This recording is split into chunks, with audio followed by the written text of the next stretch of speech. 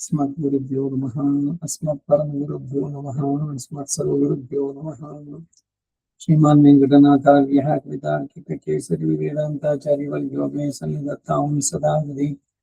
गुरुभ्यः तद्गुरुभ्यश्च नमो वाग्मये वणीमहे च तत्प्राप्योदं पदे जगदां पदे स्वशेषभूतेन मया स्वीः सर्वपरिच्छदैः विधातं प्रीतमात्मानं श्रीमान् प्रभुमते स्वयं शुक्लां वरदं विष्णुं शशिवर्णं चतुर्भुजं प्रसन्नवदनं ध्यायेत् सर्वविघ्नोपशान्तये। यस्य द्विविधभक्त्राद्याः वारिषद्याः परशतं विघ्नन्ति सततं विश्वक्सेनं तमयाश्रये। ज्ञानानन्दमयं देवं निर्मलं स्फटिकाकृतिम् आधारं सर्वविद्यानां हयग्रीवमुपास्महे। व्यासं वसिष्ठनप्तारं जगदेवपुत्रमुखं वराजरात्मजं वन्दे सुखदातं तपोनिधिं। व्यासाय विष्णुरूपाय व्यासरूपाय विष्णुवे नमो वै ब्रह्मनिधये वासिष्ठाय नमो नमः। जयदीपराजरसूनुः सत्यवती हृदयनन्दनो व्यासाय स्यास्य कमलगणितं वाङ्मयममृतं जगत्पति। नारायणं नमस्कृत्य नरं चैव नरोत्तमं देवीं सरस्वतीं व्यासं ततो जयमुदीरयते। कृष्णं गौरभद्राक्षं पुण्यष्टमणिकीर्तनं वासुदेवं जगद्योनिं नौमि नारायणं हरिं। कृष्णाय यादवेन्द्राय ज्ञानमुद्राय योगिने नाथाय रुक्मीशाय नमो वेदान्तवेदिने। नमोस्तु देव्यास विशालबुद्धे पुल्लारविन्दाय तवत्नेत्राय अनुत्वया भारततैलपूर्णः प्रज्वालितो ज्ञानमय प्रदीपः। युधिष्ठिरो धर्ममयो महात्मा स्कन्दोर्जुनो भीमसेनस्य शाखाः। माद्रीसुतो पुष्पफले समुद्धे मूलं कृष्णं ब्रह्म च ब्राह्मणाश्च। भीष्मद्रोणतथा जयद्रथसिता गान्धार नीलोत्पला शल्यग्राहवती कृपेण वहिनी कर्णेन वेलात्रा अश्वत्थामविकर्णघोरमकरा दुर्योधनावर्तिनी स्वोत्तीर्णाः खलु पाण्डवैरणनदी कैवर्तते केशरी। धर्मे च अर्थे च कामे च मोक्षे च भरतश्च परम्। यदि हास्ति तदन्यत्र यन्यहास्ति न तत्क्वचित्। महत्त्वे च गुरुत्वे च ध्रीमाणं यतो दिवं महत्त्वात् भारवत्वात् च महाभारतमुच्यते। अष्टमी समेता श्रीकृष्णाय परब्रह्मणे नमः। अथ श्रीमन्महाभारते शान्तिपर्वे राजधर्मपर्वः अध्याय 56 ಅಧ್ಯಾಯ ತಾರೀಖಾಗಿತ್ತು. ಮುಂದಕ್ಕೆ ಹೋಗೋಣ. ಮುಂದೆ 23 ರಾಜಗೋಪುರ ಇದ್ದಂಗಿದ್ರಿಂದ ಒಂದು ವಾರ ಗ್ಯಾಪ್. ಹಿಂದೆ ಬಾಹುವಿನ ಮಗನಾದ ಸಗರನೆಂಬ ರಾಜನು ನ್ಯಾಯಪರವಾದ್ದರಿಂದ ಪುರಜನರ ಕ್ಷೇಮವನ್ನು ಕೋರಿ ತನ್ನ ಹಿರಿಯ ಮಗನಾದ ಅಸಮಂಜಸನನ್ನು ತೊರೆದು ಬಿಟ್ಟ. ರಾಜಧರ್ಮಗಳನ್ನ ಭೀಷ್ಮ ಯುಧಿಷ್ಠಿರನಿಗೆ ತಿಳಿಸ್ತಾ ಹೇಳ್ತಾ ಇದ್ದಾನೆ, ಯಾರು ಯೋಗ್ಯರೋ ಅವರನ್ನು ಮಾತ್ರ ರಾಜನ್ ಮಾಡ್ಬೇಕು. ಸುಮ್ಮನೆ ನನ್ನ ಮಗ ಅವನು ಅದಕ್ಕಾಗಿ ಅಂತಂದು ಬಿಟ್ಟಲ್ಲ, ಅದೇ ಗೊತ್ತಂತ ಹೇಳ್ತಾ ಇದ್ದಾರೆ. ಸಗರ ಎಂಬ ರಾಜ ನ್ಯಾಯಪರನಾದ್ದರಿಂದ ಪುರಜನರ ಕ್ಷೇಮವನ್ನ ಕೋರಿ ತನ್ನ ಹಿರಿಯ ಮಗನಾದ ಅಸಮಂಜನನ್ನ ತೊರೆದ್ಬಿಟ್ಟ. ಯಾಕೆ ಅಸಮಂಜನನ್ನ ತಳ್ಳಿಲ್ಲ ಅಂತಂದ್ರೆ, ಅವನು ಹುಟ್ಟಿದಾಗ್ಲಿಂದಾನೆ ಬರೀ ಎಲ್ಲ ಹಿಂಸೆನೆ ಮಾಡ್ತಾ ಇದ್ದ. ಬೇರೆಯವ್ರ ಮಕ್ಕಳೆಲ್ಲ ಕೂಡ ಭಾಗಕ್ಕೆ ಹಾಕ್ಬಿಡೋದು. ಎಲ್ಲರಿಗೆ ಇದ್ದುದಲ್ಲೂ ಅವನು ರಿಪೇರಿ ಮಾಡಕ್ಕೆ ಪ್ರಯತ್ನ ಪಟ್ರು, ಆಗ್ಲಿಲ್ಲ. ಅದಕ್ಕೆ ಅವನಿಗೆ ಮದುವೆನು ಮಾಡ್ದ. ಕಡೆಗೆ ಮಾಡಿ ಇಬ್ಬರನ್ನು ಕೂಡ ಗಡಿಪಾರು ಮಾಡಿ ಅವ್ರಿಗೆ ಸಪರೇಟ್ ಕಾಡಿನಲ್ಲಿ ನೀವು ಅಲ್ಲಿ ಇತ್ಕೊಳ್ಳಿ ಅಂತ ಅಂದ್ಬಿಟ್ಟು ಕಳಿಸ್ದ. ಮಗ ಅಂತ ಆದ್ರೂ ಕೂಡ ತಾಜನಾಗಿ ಪ್ರಜೆಗಳ ಯೋಗಕ್ಷೇಮವನ್ನು ನೋಡಿದವನು ಅವನ ಅಯೋಗ್ಯ ಅಂತ. ಅದರಿಂದ ಸ್ವಂತ ಮಗನನ್ನೇ ತಳ್ಳಿದ್ದು. ಆ ಅಸಮಂಜನು ಪುರಜನರ ಮಕ್ಕಳನ್ನು ಎತ್ತಿಕೊಂಡು ಹೋಗಿ ಸರಿಯು ನದಿನಲ್ಲಿ ಬಿಸಾಡಿ ಕೈ ತಟ್ಟಿ ನಗ್ತಾ ಇದ್ದ. ಈ ದುಷ್ಟ ಕಾರ್ಯವನ್ನ ಸಹಿಸಲಾರದೆ ತಂದೆ ಸಗರನೇ ಆ ಮಗನನ್ನ ದೇಶಭ್ರಷ್ಟನನ್ನಾಗಿ ಮಾಡಿ ಹೊರಡಿಸಿದ. ಅಲ್ಲದೆ ಉದ್ದಾಲಕನೆಂಬ ಋಷಿಯ ಬ್ರಾಹ್ಮಣರಿಗೆ ಸರಿಯಾಗಿ ಸತ್ಕಾರ ಮಾಡದೆ ಕಪಟೋಪಚಾರಗಳನ್ನು ನಡೆಸಿದ್ದನ್ನ ತಿಳಿದು ಶ್ವೇತಕೇತು ತನಗೆ ಮೋಹವಾದ ಮಗನಾದ ಅವನನ್ನು ತೊರೆದು ಬಿಟ್ಟ. ಯುಧಿಷ್ಠಿರ ಪ್ರಜಾರಂಜನೆ, ಸತ್ಯ ಪರಿಪಾಲನೆ, ನಿಷ್ಕಪಟವಾದ ವ್ಯವಹಾರ ಇವು 3 ರಾಜನಿಗೆ ಸನಾತನ ಧರ್ಮಗಳು. ರಾಜನಾಗುವುದು ಬರೀ ಭೋಗಕ್ಕಲ್ಲ, ಪ್ರಜೆಗಳ ಹಿತವನ್ನು ನೋಡಬೇಕು, ತನ್ನ ಮಕ್ಕಳಂತೆ ನೋಡ್ಕೊಳ್ಬೇಕು. ತೆರಿಗೆ ಮುಂತಾದ ವ್ಯಾಜ್ಯಗಳಿಂದ ರಾಜನು ಪರರ ಧರ್ಮಕ್ಕೆ ಹಾನಿಯನ್ನು ತರಬಾರದು. ಋತು ರಾಜನ ವಂಶದಲ್ಲಿ ನೋಡ್ತಾ ಇದ್ದೇನೆ. ಅಲ್ಲಿ ಅವನು ಜನಗಳಿಗೆ ತೆರಿಗೆ ಇದೆಲ್ಲ ಹಾಕ್ಬೇಕು, ದಂಡನೆ ಕೊಡ್ಬೇಕು, ಎಲ್ಲ ಹಿಂಸೆ ಆಗತ್ತೆ ಅವರುಗಳಿಗೆ ಅಂತ ಹೇಳ್ಬಿಟ್ಟು ನಾನು ಯಜ್ಞಗಳಲ್ಲಿ ತಲ್ಲಿಂದಾಗಿರ್ತೀನಿ ಅಂತ ಪೂರ ರಾಜ್ಯ ಭಾರವನ್ನು ಬಿಟ್ಕೊಟ್ಬಿಟ್ಟು ಬೇರೆಯವರಿಗೆ, ಅಮ್ಮಂದರಿಗೆ ತಾನು ಅಧ್ಯಾತ್ಮದ ಸಾಧನೆಯನ್ನು ಮಾಡಿ ಮೋಕ್ಷವನ್ನೇ ಪಡೆದ ಕಡೆ. ಧರ್ಮಕ್ಕೆ, ಪರರ ಧರ್ಮಕ್ಕೆ ಹಾನಿಯನ್ನು ತರಬಾರದು. ತಾನು ಸೇವಕರಿಗೆ ಕೊಡಬೇಕಾದ ಕೂಲಿ, ಭತ್ಯ ಮೊದಲಾದವನ್ನ ಆಯಾ ಕಾಲಕ್ಕೆ ಸಲ್ಲಿಸ್ಬಿಡಬೇಕು. ಅರ್ಥಶುದ್ಧಿ ಅಂತ ಹೇಳ್ತಾ ಇದ್ರು ವರದರಾಜ ಇವರು ಅನಂತರಂಗಾಚಾರ್ಯ. ಯಾವುದೇ ವಿಷಯದಲ್ಲಿ ಈಗ ಯಾರಿಗೋ ಏನೋ ತಗೊಂಬನ್ನಿ ಅಂತ ಹೇಳ್ತಾರೆ, ಅವ್ರು ಪಾಪ ತಂದು ಕೊಟ್ರು ತೆಗೆದಿಟ್ಕೊಂಡ್ಬಿಡು ಸುಮ್ಮನೆ. ಅದಕ್ಕೆ ಎಷ್ಟಾಯ್ತು ಏನು ಕೇಳ್ಬಿಟ್ಟು ಅವ್ನು ದುಡ್ಡು ಕೊಡೋದು ಬೇಡ. ಅವರು ಬೇಡ ಬೇಡ ಅಂತಾರೆ. ಬೇಡ ಅಂತಂದ್ರು ಕೂಡ ಇದು ನೀವು ತಗೋಬೇಕು ಅಂತ ಹೇಳ್ಬೇಕು. ಸಿನ್ಸಿಯರ್ ಆಗಿ ನೀವು ಫಸ್ಟ್ ಕೇಳಿದ್ರು, ಪರವಾಗಿಲ್ಲ, ನಾನು ದೊಡ್ಡವನು, ಅವ್ನು ಚಿಕ್ಕವನು, ಇಲ್ಲ ನನ್ನ ಶಿಷ್ಯ, ನನ್ನ ಸ್ನೇಹಿತ, ಇನ್ನೊಬ್ಬರ ಇದಕ್ಕೆ ಸಾಕ್ಷಿನೇ ಕೊಡಗಾಗ್ತದೆ. ಹೇಳಿದ್ದು ನೀವು ತರೋದಕ್ಕೆ, ಅವನು ತಂದು ಕೊಟ್ಟನಲ್ಲ, ಅದು ಅವನು ಮಾಡಿದ ಉಪಕಾರ. ಅದಕ್ಕೇನು ಕ್ರಿಯೆ ಇದೆಯೋ ಅವನು ಕೊಟ್ಟಿರೋದನ್ನು ಕೊಡಬೇಕು. ಇದು ಅರ್ಥಶುದ್ಧಿ. ಈಗ ಹಾಗಾದ್ರೆ ಚಿಕ್ಕವನು ಏನೋ ದೊಡ್ಡವನ ಬಗ್ಗೆ ಗೌರವ ಏನೋ ಅವನೇನೋ ತಂದು ಕೊಡ್ತಾನೆ, ಅದನ್ನ ಸ್ವೀಕಾರ ಮಾಡ್ಬೋದು, ಅದು ಬೇರೆ. ನೀವಾಗಿ ಹೇಳಿ ಅದನ್ನು ತರಿಸಿ ಇವಾಗ ಹಣವನ್ನು ಕೊಡದೇ ಇದ್ರೆ ಅದು ಅಪಚಾರವಾಗುತ್ತೆ. ವೀರ್ಯ, ಸತ್ಯ, ಕ್ಷಮೆ ಈ ಗುಣಗಳುಳ್ಳ ರಾಜನು ಎಂದಿಗೂ ತನ್ನ ಪದವಿಯನ್ನು ಕಳೆದುಕೊಳ್ಳಲಾರ. ರಾಜನು ತನ್ನ ಮಂತ್ರ ರಹಸ್ಯಗಳನ್ನು ಹೊರಕೆ ಬಿಡಬಾರದು. ಯಾರ ಹತ್ರ ಏನ್ ಮಾತಾಡಬೇಕು, ಎಷ್ಟು ಹೇಳಬೇಕು ಅಷ್ಟೇನೆ. ಕ್ರೋಧವನ್ನ ಜಯಿಸಬೇಕು. ನೋಡಿ, ರಾಜನಾದವರು ನೀತಿ ಶಾಸ್ತ್ರವನ್ನು ಅನುಸರಿಸಿಯೇ ಮಂತ್ರ ನಿಶ್ಚಯಗಳನ್ನು ಮಾಡಬೇಕು. ಇನ್ನು ಯಾರೋ ಹೇಳಿದ್ರು, ಒಬ್ಬ ಹೇಳಿದ್ದು ಅವನ ಮಾತನ್ನೇ ಕೇಳ್ಕೊಂಡು ಎಲ್ಲ ಇದ್ ಮಾಡ್ಕೊಂಡು ಹೋಗೋದು, ಅದು ಕೂಡ ಅಲ್ಲ. ಸ್ವಂತ ಬುದ್ಧಿ ಇಲ್ವಾ ನಿಮಗೆ? ಸಲಹೆಗಳನ್ನು ಎಲ್ಲರಿಂದ ತಗೋಬೇಕು, ಅದ್ರ ಡಿಸಿಷನ್ ಅವನದಾಗಬೇಕು. ಆ ಡಿಸಿಷನ್ನು ಧರ್ಮಕ್ಕೆ ವಿರುದ್ಧವಾಗಬಾರ್ದು.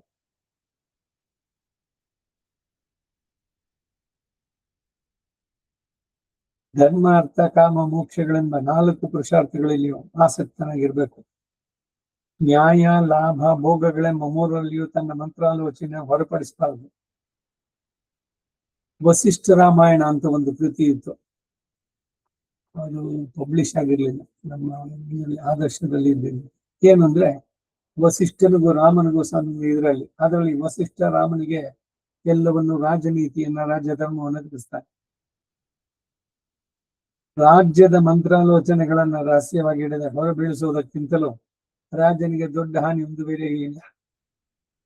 ಯಾಕೆಂದ್ರೆ ಅವನ ಶತ್ರುಗಳು ಇವರೆಲ್ಲ ಕಾಯ್ತಾ ಇರ್ತಾರೆ, ಇವನೇನ್ ಮಾಡ್ತಾನೆ, ಏನು, ಎಲ್ಲಿ ವೀಕ್ ಪಾಯಿಂಟ್ಸ್ ಇದೆ ಅಂತ. ಅದರಿಂದ ಬಹಳ ಎಚ್ಚರಿಕೆಯಿಂದ ಇವೆಲ್ಲ ಕಾಪಾಡಬೇಕು ರಹಸ್ಯವನ್ನ.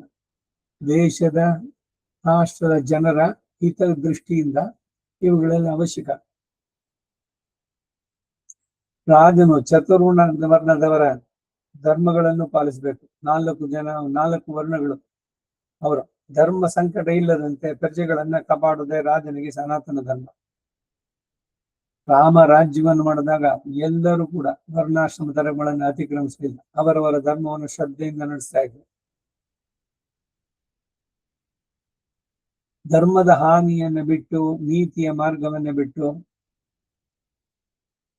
ಹೆಜ್ಜೆ ಇಡ್ತಾ ಇರಲಿಲ್ಲ. ಹಾಗೇನಾರು ಅತಿಕ್ರಮಿಸಿದ್ರೆ ಅವರಿಗೆ ಶಿಕ್ಷೆ ತಪ್ಪಿದ್ದಲ್ಲ, ಇದು ರಾಜದಂಡ. ಧರ್ಮ ಸಂಕಟ ಇಲ್ಲದಂತೆ ಪ್ರಜೆಗಳನ್ನು ಕಾಪಾಡುವುದೇ ರಾಜನಿಗೆ ಸನಾತನ ಧರ್ಮ. ತನಗೆ ಬಹಳ ನಂಬಿಕೆಯುಳ್ಳ ಸ್ವಂತ ಜನರನ್ನು ಹೊರತು ರಾಜನು ಬೇರೆ ಯಾರನ್ನು ನಂಬಾರ್ದು. ಸಂಧಿ, ವಿಗ್ರಹ ಮೊದಲಾದ ಷಡ್ಗುಣಗಳ ಗುಣದೋಷಗಳನ್ನ, ಶತ್ರುಗಳಲ್ಲಿ ಕಂಡುಬರುವ ಛಿದ್ರಗಳನ್ನ, ತನ್ನ ಮತ್ತು ಶತ್ರುಗಳ ರಾಜ್ಯದ ಕ್ಷಯಸ್ಥಾನ ವೃದ್ಧಿಗಳನ್ನು ಯಾವಾಗಲೂ ಬುದ್ಧಿವಂತಿಕೆಯಿಂದ ಕಂಡುಕೊಳ್ತಾ ಇರಬೇಕು. ಸಮರ್ಥರಾದ ಚಾರರಿಂದ ಗೂಢಚಾರರು ಶತ್ರುಗಳ ಮರ್ಮಗಳನ್ನು ಆಗಾಗ ತಿಳಿದುಕೊಳ್ಳತಕ್ಕ ರಾಜ ಪ್ರಶಂಸಾರ್ಹನು. ರಾಜನು ದಂಡದಲ್ಲಿ ಯಮನಂತೆಯೋ, ಧನ ಸಂಗ್ರಹದಲ್ಲಿ ಕುಬೇರನಂತೆಯೂ ಇರಬೇಕು.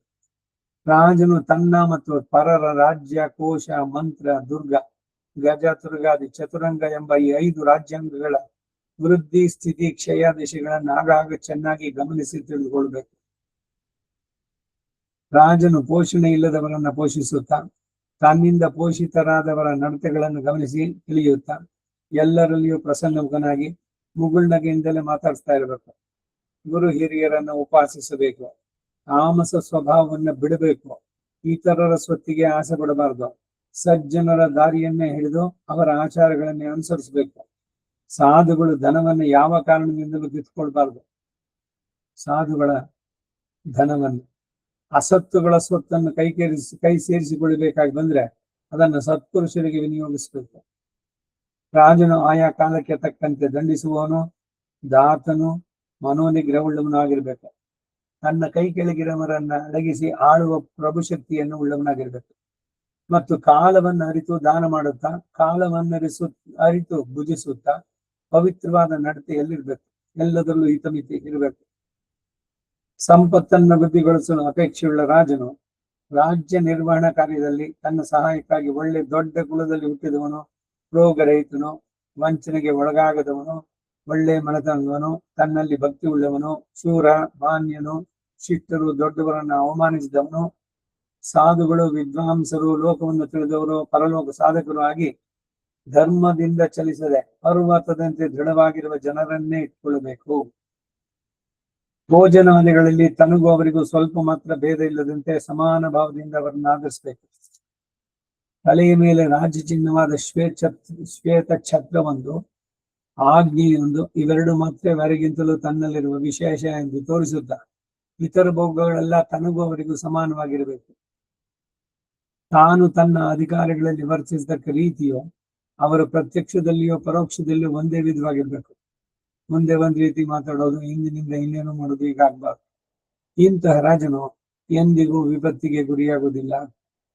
ಯಾವ ರಾಜನು ಲೋಭಿಯಾಗಿ, ಕಪಟ ಪ್ರವರ್ತನೆಯನ್ನು ಉಳ್ಳವನಾಗಿ, ಎಲ್ಲರಲ್ಲಿಯೂ ಸಂಶಯ ಬುದ್ಧಿ ಉಳ್ಳವನಾಗಿ, ಪ್ರಜೆಗಳ ಸ್ವತ್ತನ್ನು ಕಿತ್ತುಕೊಳ್ಳುವ ಉದ್ದೇಶದಲ್ಲಿ ಇರ್ತಾನೋ ಅಂತಹ ರಾಜನನ್ನ ಅವನ ಪ್ರಜೆಗಳೇ ಸಮಯವನ್ನು ಕಾದಿದ್ದು ಕೊಂದು ಬಿಡ್ತಾರೆ. ಚರಿತ್ರೆಯಲ್ಲಿ ನೀವು ನೋಡಿದ್ರೆ ಅನೇಕ ರಾಜರು ಕಡೆಗೆ ಎಂಡೇನು ಅಂತಂದ್ರೆ ಎಲ್ಲರೂ ಒಂದು ಕೊಲ್ಲಲ್ಪಟ್ಟವರು. ಯಾಕೆಂದ್ರೆ ಅವರು ಸ್ವಂತ ಸುಖ ಇವುಗಳನ್ನೇ ನೋಡ್ತಾ ಬಂದ್ರು. ರಾಜ್ಯ, ರಾಷ್ಟ್ರ ಅದು ಮೊದಲು ಪ್ರಧಾನವಾಗಲಿಲ್ಲ ಅವರಿಗೆ. ಹಾಗೆ ಶುದ್ಧ ಮನಸ್ಕನಾಗಿ ಪ್ರಜಾರಂಜನೆಯಲ್ಲಿ ಆಸಕ್ತಿಯುಳ್ಳ ರಾಜನು ಶತ್ರುಗಳ ಕೈಗೆ ಸಿಕ್ಕಿ ಬೀಳಲಾರ, ಬಿದ್ದರೂ ಅಧೋಗತಿಗೆ ಗುರಿಯಾಗಲಾರ. ಒಂದು ವೇಳೆ ಅಧೋಗತಿಗೆ ಬಿದ್ದರೂ ಒಡನೆಯ ವೃದ್ಧಿಗೆ ಬರ್ತಾನೆ. ವಿಶೇಷ ಕೋಪ ಸ್ವಭಾವ ಇಲ್ಲದೆ, ದುರ್ವ್ಯಸನಗಳಿಗೆ ಈಡಾಗದೆ, ದುರ್ವ್ಯಸನಗಳು, ಕ್ರೂರ ದಂಡನೆಗೆ ಪ್ರವರ್ತಿಸದೆ, ಇಂದ್ರಿಯಗಳಿಗೆ ದಾಸನಾಗದೆ ಇರತಕ್ಕ ರಾಜನು ಹಿಮವತ್ ಪರ್ವತದಂತೆ ಎಲ್ಲ ಪ್ರಜೆಗಳಿಗೂ ಸ್ಥಿರವಾದ ಆಶ್ರಯ ಸ್ಥಾನನಾಗಿರ್ತಾನೆ. ಕ್ಷತ್ರಿಯನಾದರೂ ಕೂಡ ಇಂದ್ರಿಯ ನಿಗ್ರಹ ಇವೆಲ್ಲ ಸಾಧಿಸಿದವನು.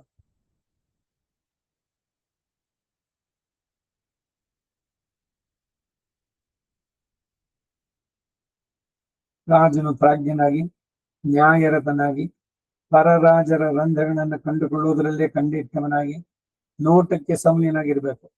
ರಾಜನು ಸಮಸ್ತ ವರ್ಣದವರ ನೀತಿಗಳನ್ನ, ಅನೀತಿಗಳನ್ನ ಚೆನ್ನಾಗಿ ತಿಳಿಯುತ್ತಾ ಕಾಲಕಾಲಕ್ಕೆ ನಡೆಸಿದ ಕಾರ್ಯಗಳನ್ನ ಆಗಾಗಲೇ ನಡೆಸ್ತಾ ಇರಬೇಕು. ಕೋಪವನ್ನು ಅಡಗಿಸಿ ಪ್ರಸನ್ನತೆಯಿಂದಲೂ ಉದಾರ ಮನಸ್ಸಿನಿಂದಲೂ ವರ್ತಿಸಬೇಕು. ರೋಷ, ರೋಗ, ಪ್ರಗತಿ ಇಲ್ಲದವನಾಗಿ, ಪ್ರಯತ್ನಪರನಾಗಿ ಯಜ್ಞಾದಿ ಕರ್ಮಗಳಲ್ಲಿ ನಿರತನಾಗಬೇಕು. ರಾಜನು ಆತ್ಮಸ್ತುತಿಯನ್ನ ಮಾಡಿಕೊಳ್ಳಬಾರದು. ಕೆಲವು ವಿಷಯಗಳು ಹೇಳೋದು ಬರೀ ರಾಜನಿಗೆ ಅಲ್ಲ, ಎಲ್ಲ ಮನುಷ್ಯರಿಗೂ ಅನ್ವಯವಾಗುವಂತದ್ದು.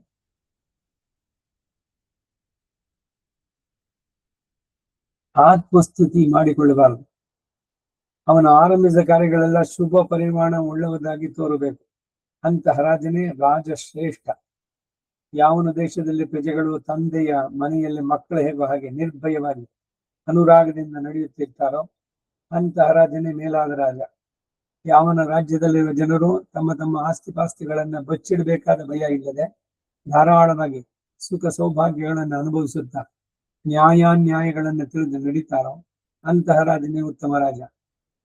ಯಾವನು ಪ್ರಜೆಗಳ ಸ್ವಧರ್ಮಗಳಲ್ಲಿ ತಪ್ಪದೆ ನಡೆಯುತ್ತಾ ದೇಹ ಸುಖವೊಂದರಲ್ಲಿ ಅಧಿಕ ಪ್ರೀತಿ ಇಲ್ಲದವರಾಗಿ ಇಂದ್ರಿಯ ನಿಗ್ರಹದಿಂದ ಇದ್ವಾರೋ, ಮತ್ತು ಯಾವನು ಪ್ರಜೆಗಳ ನ್ಯಾಯದಿಂದ ರಕ್ಷಿತರಾಗಿ ರಾಜನಿಗೆ ವಶರಾಗಿ ವಿನೀತರಾಗಿ ಕಲಹ ಕೊಟಲೆಗಳಲ್ಲಿ ಪ್ರವರ್ತಿಸಿದೆ ಉದಾರ ಬುದ್ಧಿಯಲ್ಲಿ ಆಗಿರ್ತಾರೋ ಅಂತಹ ರಾಜನೇ ನಿಜವಾದ ರಾಜ ಎನಿಸ್ತಾನೆ.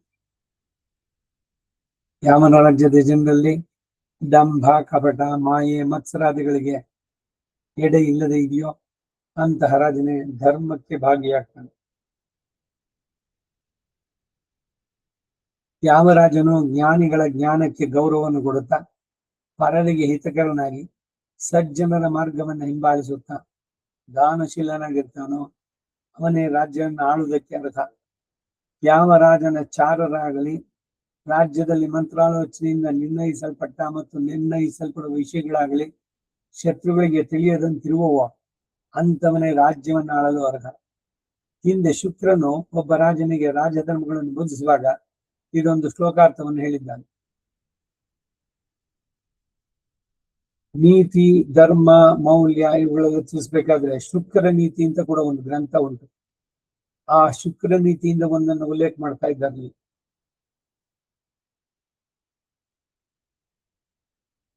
ಜನರು ಮೊದಲು ರಾಜನನ್ನ ಪಡೆಯಬೇಕು, ಆಮೇಲೆ ಭಾರಿಯನ್ನು ಪಡೆಯಬೇಕು, ಅದಕ್ಕೆ ಮೇಲೆ ಧನವನ್ನು ಸಂಪಾದಿಸಬೇಕು. ರಾಜನಿಲ್ಲದ ಇಲ್ಲದ ಮೇಲೆ ಲೋಕದಲ್ಲಿ ಭಾರಿಯಲ್ಲಿ ಧನವೆಲ್ಲಿ ಎಂಬುದೇ ಆ ಶ್ಲೋಕದ ಅರ್ಥ. ಆದ್ದರಿಂದ ರಾಜ್ಯಾಧಿಕಾರವನ್ನು ಬಯಸುವನು ಪ್ರಜೆಗಳನ್ನ ಚೆನ್ನಾಗಿ ರಕ್ಷಿಸಬೇಕು. ರಾಜನಿಗೆ ಇದೆ ಸನಾತನ ಧರ್ಮ. ಪ್ರಜಾ ರಕ್ಷಣೆಗೆ ಲೋಕಕ್ಕೆ ಧಾರಕ. ಪ್ರಚೇತಸ ಪುತ್ರನಾದ ಮನುವು ಇದೇ ರಾಜಧರ್ಮ ವಿಷಯದಲ್ಲಿ 2 ಶ್ಲೋಕಗಳನ್ನು ಹಾಡಿದ್ದಾನೆ. ವಾಲ್ಮೀಕಿ ಪ್ರಾಚೇತಸ ಅಂತ ಬರುತ್ತೆ. ಈ ಪ್ರಚೇತಸ ವಂಶದಲ್ಲಿ ಬಂದವನೇ ಮನು ಧರ್ಮ. ಯದ್ ಮನುರವದತಿ ತದ್ಭೇಷಜಂ ಅಂತ ಹೇಳ್ತಾರೆ. ಸಮುದ್ರದಲ್ಲಿ ಒಡೆದ ನಾವೆಯನ್ನು ತೊರೆಯುವಂತೆ ವಿದ್ಯೆ ಕಲಿಸದ ಆಚಾರ್ಯನು, ವೇದವನ್ನು ಓದದ ಋತ್ವಿಜನು, ರಕ್ಷಿಸಲಾರದ ರಾಜನು, ಇಂಪಾದ ಮಾತನ್ನು ನುಡಿಯದ ಹೆಂಡತಿ, ಗ್ರಾಮಗಳಲ್ಲಿಯೇ ಸುತ್ತುತ್ತಿರುವ ಗೋಪಾಲಕ, ಕಾಡಿನಲ್ಲಿ ಸುತ್ತುತ್ತಿರುವ ನಾಯಿಂದ 6 ಮಂದಿಯನ್ನು ಬಿಟ್ಬಿಡ್ಬೇಕು. ಸಮುದ್ರದಲ್ಲಿ ಒಡೆದ ನಾವೆಯನ್ನು ತೊರೆಯುವಂತೆ, ಒಡೆದೋಗಿರೋದ್ರಲ್ಲಿ ಎದುರು ಕೂತ್ಕೊಂಡು ಏನಾಗುತ್ತೆ, ನೀರೊಳಗಡೆ ತುಂಬಿಕೊಂಡು ಮುಳುಗಿಸುತ್ತೆ ಅಷ್ಟೇ. ಸೊ ಯಾವ್ದು ಒಡೆದೋಗಿದೆ, ತೂತಾಗಿದೆ ಅಂತಂದ್ರೆ ಆ ನಾವೆನಲ್ಲಿ ಯಾರು ಹತ್ತಲ್ಲ. ವಿದ್ಯೆ ಕಲಿಸದ ಆಚಾರ್ಯ, ಸುಮ್ಮನೆ ಹೆಸರಿಗೆ ಆಚಾರ್ಯ ಅಂತಂದ್ರೆ ಯಾರು ಬರ್ತಾರೆ? ವೇದವನ್ನು ಓದದ ಋತ್ವಿಜ. ಬ್ರಾಹ್ಮಣನಿಗೆ ಬಹಳ ಮುಖ್ಯವಾಗಿ ಋತ್ವಿಕ್ಗಳು, ಋತ್ವಿಕ್ ವರ್ಣ ಅಂತ. ವೇದವೇ ಬರೋಲ್ಲ, ಅವ್ರನ್ನ ಏನ್ ಋತ್ವಿಕ್ ಅಂತ ನೀವು ಅನ್ನ ಮಾಡ್ತೀರಿ? ಋತ್ವಿಗನಾಗಬೇಕು ಅಂದ್ರೆ ವೇದವನ್ನು ಕಲಿಬೇಕು.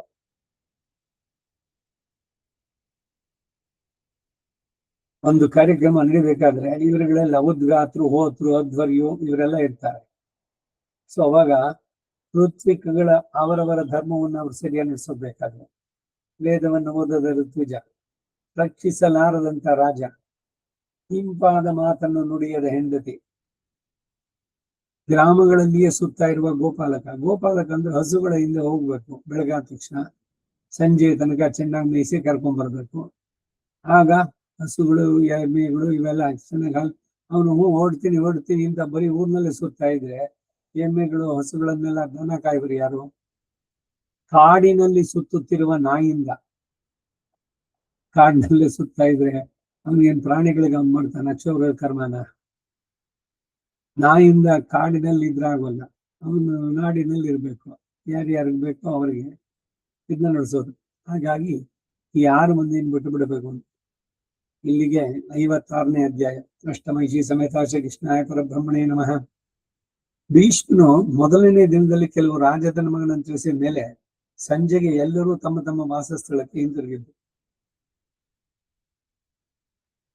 ಶರಶೈಯಲ್ಲಿ ಭೀಷ್ಮ ಇದ್ದಾನೆ. ಕೃಷ್ಣನ ಕೃಪೆಯಿಂದ ಅವನಿಗೆ ಯಾವ ನೋವು ಇಲ್ಲ. ಇವಾಗ ಮನಸ್ಸು ಪ್ರಶಾಂತವಾಗಿದೆ, ಸ್ಪಷ್ಟವಾಗಿದೆ. ಹೇಳುವ ವಿಷಯದಲ್ಲಿ ಏನೋ ಜ್ಞಾನವಾಗಿ ಅಥವಾ ಏನೋ ಅರೆಮರೆ ಇದರಲ್ಲಿ ಹೇಳ್ತಾ ಇದ್ದಾನೆ ಅಂತಿಲ್ಲ, ಬಹಳ ಸ್ಪಷ್ಟವಾಗಿ. ಅಷ್ಟಮೈಷಿ ಸಮೇತ ಶ್ರೀಕೃಷ್ಣಾಯ ಪರಬ್ರಹ್ಮಣೇ ನಮಃ. ಹೇ ಯುಧಿಷ್ಠಿರ, ಪ್ರಜಾ ರಕ್ಷಣೆವೇ ರಾಜಧರ್ಮಗಳನ್ನೆಲ್ಲ ಅಡೆದು ತೆಗೆದ ಬೆಣ್ಣೆ ಎಂದು ತಿಳಿ. ಕಡೆಯದೇನೋ ಮಾತು ಅಂದ್ರೆ ರಾಜನಿಗೆ ಪ್ರಜೆಗಳ ರಕ್ಷಣೆ ಅದೇ ಪ್ರಧಾನವಾಗಬೇಕು. ಪ್ರಜೆಗಳ ಅಭಿಪ್ರಾಯಕ್ಕೆ ಮನ್ನಿಸಿ, ಈಗ ರಾಮನಿಗೆ ಸೀತೆ ಪತಿವ್ರತೆ ಎಂದು ಗೊತ್ತಿಲ್ವಾ, ಆದ್ರೂ ಕೂಡ ಅವನು ತ್ಯಜಿದ್ದು ಯಾಕೆ ಅಂದ್ರೆ ಇದು ರಾಜಧರ್ಮವನ್ನ ಪಾಲಿಸಿದ್ದು. ಅಲ್ಲಿ ತನ್ನ ಸ್ವಂತ ಸುಖ ಅನ್ನೋದು ಪ್ರಧಾನವಾಗೋಲ್ಲ, ಇದನ್ನ ಲೋಕಕ್ಕೆ ತಿಳಿಸೋದಕ್ಕೆ ಬಂದಿದ್ದು. ಬೃಹಸ್ಪತಿಯು ರಾಜಧರ್ಮಗಳಲ್ಲಿ ಈ ಪ್ರಜಾರಕ್ಷಣವನ್ನು ಹೊರತು ಬೇರೆ ಯಾವುದನ್ನು ಅಷ್ಟಾಗಿ ಪ್ರಶಂಸಿಸೋದಿಲ್ಲ. ವಿಶಾಲಾಕ್ಷ, ಶುಕ್ರನು, ದೇವೇಂದ್ರ, ಮನು, ಭರದ್ವಾಜ, ಗೌರಶಿರಸ್ ಎಂಬ ಮುನಿ ಎಂಬ ಈ ಹಲವು ಬ್ರಹ್ಮವಾದಿಗಳು ಬ್ರಾಹ್ಮಣರು ರಾಜಧರ್ಮದ ನಿರ್ಣಾಯಕರು. ಯಾವುದು ರಾಜಧರ್ಮ ಅನ್ನೋದನ್ನ ನಿರ್ಣಯಿಸೋದಕ್ಕೆ ಜಡ್ಜ್ ಆಗಿ ಕೂತ್ಕೊಳ್ಳೋರು ಯಾರು ಅಂದ್ರೆ ಇವರುಗಳೆಲ್ಲ ಸ್ಮೃತಿಗಳು. ಇವರೆಲ್ಲರೂ ಪ್ರಜಾರಕ್ಷಣೆಯನ್ನೇ ರಾಜಧರ್ಮಗಳಲ್ಲಿ ಉತ್ತಮ ಅಂತ ಹೇಳ್ತಾರೆ. ರಾಜರಿಗೆ ರಕ್ಷಣಾ ಕಾರ್ಯ ಫಲಿಸುವುದಕ್ಕೆ ಹಲವು ಸಾಧನೆಗಳು ಬೇಕಾಗುತ್ತೆ. ಅದೆಲ್ಲವನ್ನು ತಿಳಿಸ್ತೇನೆ ಕೇಳು. ಬಹಿರಂಗವಾಗಿಯೋ ರಹಸ್ಯವಾಗಿಯೋ ಚಾರರನ್ನು ನೇಮಿಸುವುದು. ಪೂರ್ತಿಯಾಗಿ ಯಾರಿಗೂ ಗೊತ್ತಾಗ ರಾಜನ ಗೂಢಚಾರ ಅಂತ ಗೊತ್ತಾಗಿ ಬರುವಂತವರು ಇದ್ದಾರೆ. ಎರಡು ತರದಲ್ಲೂ ಇರಬೇಕು. ಅವರಿಗೆ ತಕ್ಕ ಕಾಲದಲ್ಲಿ ವೇತನಾದಿಗಳನ್ನು ಕೊಡೋದು, ಮತ್ಸರವಿಲ್ಲದೆ ಇರೋದು, ಯೋಗ್ಯವಾದ ತೆರಿಗೆಗಳನ್ನು ತೆಗೆಯೋದು, ಅಯೋಗ್ಯನಾದ ತೆರಿಗೆಗಳನ್ನು ತೆಗೆಯದೇ ಇರೋದು ಯೋಗ್ಯವಾದದ್ದು.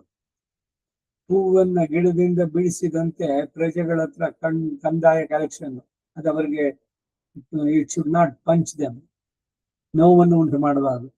ಅಯ್ಯೋ ಕೊಡ್ಬೇಕಲ್ಲ ಅಂತ ಅನ್ಕೊಂಡು, ಇಲ್ಲ ಅವನ್ ಯಾರು ಬರ್ತಾನೋ ಕಲೆಕ್ಷನ್ಗೆ ಅವನಿಗೇನೋ ಒಂದು ಸ್ವಲ್ಪ ಲಂಚ ತಿನ್ಸಿ ಒಂದಷ್ಟು ಕಡಿಮೆ ಮಾಡ್ಬಿಡಪ್ಪ.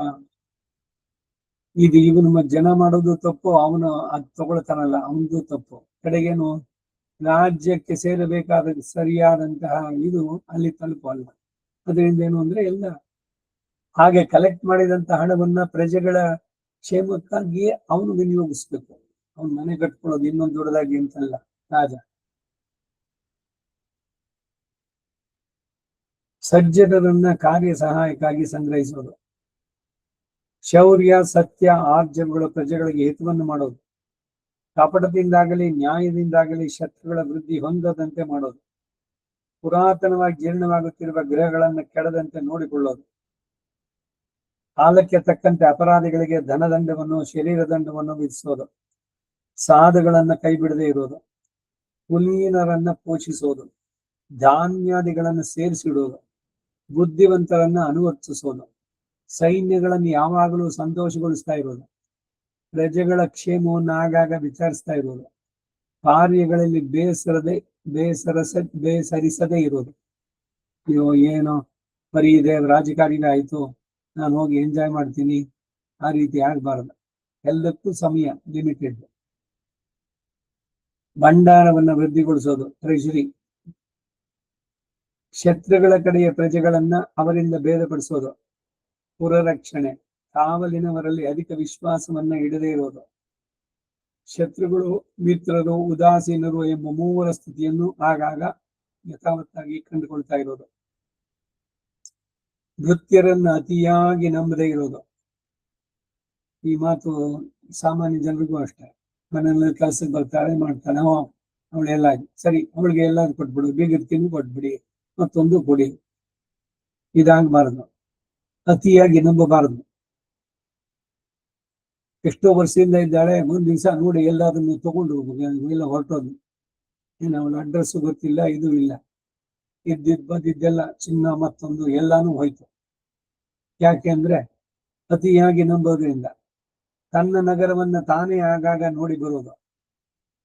ರಾಜನಾದವನು ಬರೀ ಚಾರರ ಮೇಲೆ ನಿಂತಿರೋದಲ್ಲ, ವೇಷ ಮರೆಸ್ಕೊಂಡು ತಾನೇ ಹೋಗ್ಬಿಟ್ಟು ಬರೋದು, ಎಲ್ಲಿ ಏನೇನಾಗ್ತಾ ಇದೆ ಸುತ್ತಮುತ್ತಲು ಅನ್ನೋದನ್ನ ಪ್ರತ್ಯಕ್ಷವಾಗಿ. ನೀತಿಯನ್ನ ಅನುಸರಿಸಿ ಪ್ರಯತ್ನ ಪರನಾಗಿರೋದು. ಶತ್ರುಗಳ ವಿಷಯದಲ್ಲಿ ಅಲಕ್ಷ್ಯವಾಗಿ ಇಲ್ಲದೆ ಇರೋದು. ಏನ್ ಮಾಡ್ತಾರ ಅವರು ಅಂತ ಸುಮ್ಮನೆ ಇರೋದಲ್ಲ, ಪ್ರತಿ ಕಡೆನೂ ಇರಬೇಕು. ಬಾರ್ಡರ್ಸ್ ಮತ್ತೊಂದು, ಅದರಲ್ಲೆಲ್ಲ ಎಚ್ಚರಿಕೆಯಿಂದ ಎಲ್ಲರೂ ನಡೆಸ್ತಾ ಇದ್ದಾರಾ, ಎಲ್ಲ ಸಂದೇಶ ಬರ್ತಾ ಇದೆಯಾ, ಎಲ್ಲದನ್ನು ನೋಡ್ಬೇಕಾದ. ತಾನು ಮಾತ್ರ ಶತ್ರುಗಳನ್ನು ನಂಬದೆ ತನ್ನಲ್ಲಿ ಅವರಿಗೆ ನಂಬಿಕೆ ಉಂಟಾಗುವ ಪ್ರಯತ್ನಗಳನ್ನು ಮಾಡೋದು. ಅಯೋಗ್ಯರನ್ನ ಸಮೀಪದಲ್ಲಿ ಸೇರಿಸದೇ ಇರೋದು. ಇದು ಬಹಳ ಮುಖ್ಯ. ಬರೀ ರಾಜಿಂಗ್ ಅಷ್ಟೇ ಅಲ್ಲ, ಸಾಮಾನ್ಯ ಜನರಿಗೂ ಅಷ್ಟೇ. ಅಯೋಗ್ಯರ ಜೊತೆ ಸಹವಾಸ ಮಾಡಬಾರದು. ಇವಿಷ್ಟು ರಾಜನೀತಿಯ ಸಾರಾಂಶಗಳು. ಇವುಗಳಲ್ಲಿ ರಾಜನಿಗೆ ಪ್ರಯತ್ನ ಬರದೆ ಎಂಬುದು ಎಲ್ಲಕ್ಕಿಂತಲೂ ಪ್ರಧಾನ ಎಂದು, ಎಲ್ಲಕ್ಕೂ ಅದೇ ಮೂಲ ಎಂದು ಬೃಹಸ್ಪತಿ ಹೇಳಿದ್ದಾನೆ. ದೇವಗುರು ಬೃಹಸ್ಪತಿ ಅವನೊಂದು ಸಂಹಿತೆ ಬರೆದಿದ್ದಾನೆ. ಇದನ್ನು ಕುರಿತು ಕೆಲವು ಹೇಳಿದ ಶ್ಲೋಕಗಳನ್ನು ಹೇಳ್ತೇನೆ ಕೇಳು. ಆ ಶ್ಲೋಕದ ಅನುವಾದಗಳಲ್ಲಿದೆ. ಪ್ರಯತ್ನದಿಂದಲೇ ದೇವತೆಗಳಿಗೆ ಅಮೃತ ಲಭಿಸ್ತು.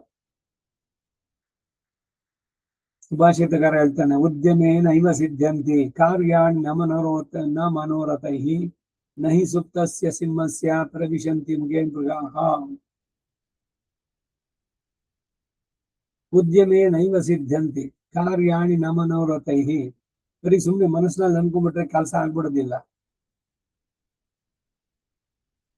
ನಹಿ ಸುಪ್ತಸ್ಯ ಸಿಂಹಸ್ಯ ಪ್ರವಿಶಂತಿ ಮುಖೇ ಮೃಗಾಃ. ಸಿಂಹಕ್ಕೆ ತುಂಬಾ ಹಸುವಾಗಿತ್ತಂತೆ. ಅಯ್ಯೋ ಪಾಪ, ಸಿಂಹಕ್ಕೆ ತುಂಬಾ ಹಸುವಾಗಿದೆ ಅಂತ ಒಂದು ಜಿಂಕೆ ತಾನಾಗ ಅದ್ರ ಬಾಯಿ ಹೋಗಿ ಬೀಳುತ್ತೇನೋ. ಸಿಂಹ ಹೇಳಬೇಕು, ಹೋಗಿ ಬೇಟೆಯಾಡಬೇಕು, ಇದು ಬೇಕು. ಹಾಗೆ ಪ್ರಯತ್ನ ಮಾಡೋದಕ್ಕೆ ದೇವತೆಗಳಿಗೆ ಅಮೃತ ಸಿಕ್ಕಿದ್ದು. ಪ್ರಯತ್ನದಿಂದಲೇ ಅವರ ಶತ್ರುಗಳಾದ ದೈತ್ಯರು ಹತ್ರ ಆದರು. ಪ್ರಯತ್ನದಿಂದಲೇ ಮಹೇಂದ್ರನು ಈಗಲೂ ದೇವರಾಜ ಪದವಿಯನ್ನು ಅನುಭವಿಸ್ತಾ ಇದ್ದಾನೆ. ಮಹೇಂದ್ರ, ಇಂದ್ರನಿಗೆ ಮಹೇಂದ್ರ ಅಂತ ಕೂಡ ದೇವರಾಜ ಪದವಿ. ದೇವಗಣಕ್ಕೆಲ್ಲ ಅಧಿಪತಿ ಅವನು. ಪ್ರಯತ್ನಶೂರರಲ್ಲಿ ಪಂಡಿತನು ಸೇವೆ ಮಾಡಬೇಕಾಗುವುದು. ಪ್ರಯತ್ನ ಇಲ್ಲದವನು ಎಷ್ಟು ಬುದ್ಧಿವಂತನಾದ್ರೂ ಕೂಡ ವಿಷವಿಲ್ಲದ ಸರ್ಪದಂತೆ ಶತ್ರು ನಿಗ್ರಹಕ್ಕೆ ಪಾತ್ರನಾಗುವ ಸ್ಥಿತಿಗೆ ಬರ್ತಾನೆ. ರಾಜನು ಬಹಳ ಬಲಶಾಲಿಯಾಗಿದ್ರು ಕೂಡ ಕೇವಲ ಬಲಹೀನ ಶತ್ರುಗಳನ್ನು ಉಪೇಕ್ಷಿಸಬಾರದು. ಬೆಂಕಿಯ ಸಣ್ಣ ಕಣವಾದ್ರೂ ಸುಡದೇ ಇರಲಾರದು. ಶೇಷಗಳನ್ನು ಉಳಿಸಬಾರದು ಅಂತ. ಋಣಶೇಷ, ಪಿತೃಶೇಷ, ಇದು ಅಂತ. ಇದು ಋಣಶೇಷ ಅಂದ್ರೆ ಸಾಲದ್ದು. ಅಗ್ನಿಶೇಷ, ಈಗ ಹೋಮನೋ ಏನೋ ಮಾಡಿದೆ, ಸರಿ ಇಟ್ಟು ಬಿಡು ಪರವಾಗಿಲ್ಲ ಏನಾಗಲ್ಲ ಅಂತ ಮೇಲೆ ಎಲ್ಲ ಬೂದಿ ಮುಚ್ಚಿದೆ, ಕೆಳಗಡೆ ಕೆಂಡ ಇದೆ, ಏನೋ ಗಾಳಿಗೆ ಯಾವುದೋ ಒಂದು ಕಡ್ಡಿನೋ ಮತ್ತೊಂದು ಏನೋ ಒಂದು ಹಾರ ಅಲ್ಲಿ ಬಿತ್ತು, ಮತ್ತೆ ಅದು ಹತ್ಕೊಂಡು ಇದಾಗುತ್ತೆ. ಇದಕ್ಕೆ ಅಗ್ನಿಶೇಷ ಅಂತ. ಅಗ್ನಿಶೇಷ ಉಳಿಸಬಾರ್ದು. ಶತ್ರುಶೇಷ, ನಿಮ್ಮ ಶತ್ರು ಆದವನು ಅವನೇನಾಗುತ್ತೆ ಅಂದ್ರೆ ಅವಾಗ ಅವನಿಗೆ ಪರಾಭವ ಆದ್ರೂ ಕೂಡ ಮತ್ತೆ ಅವನು ಚಿಗಿತ್ಕೊಂಡು ಬರ್ತಾನೆ, ನಿಮ್ಮ ಮೇಲೆ ಬೀಳ್ತಾನೆ. ಅದರಿಂದ ಋಣಶೇಷ, ಶತ್ರುಶೇಷ, ಅಗ್ನಿಶೇಷ, ಈ ಮೂರು.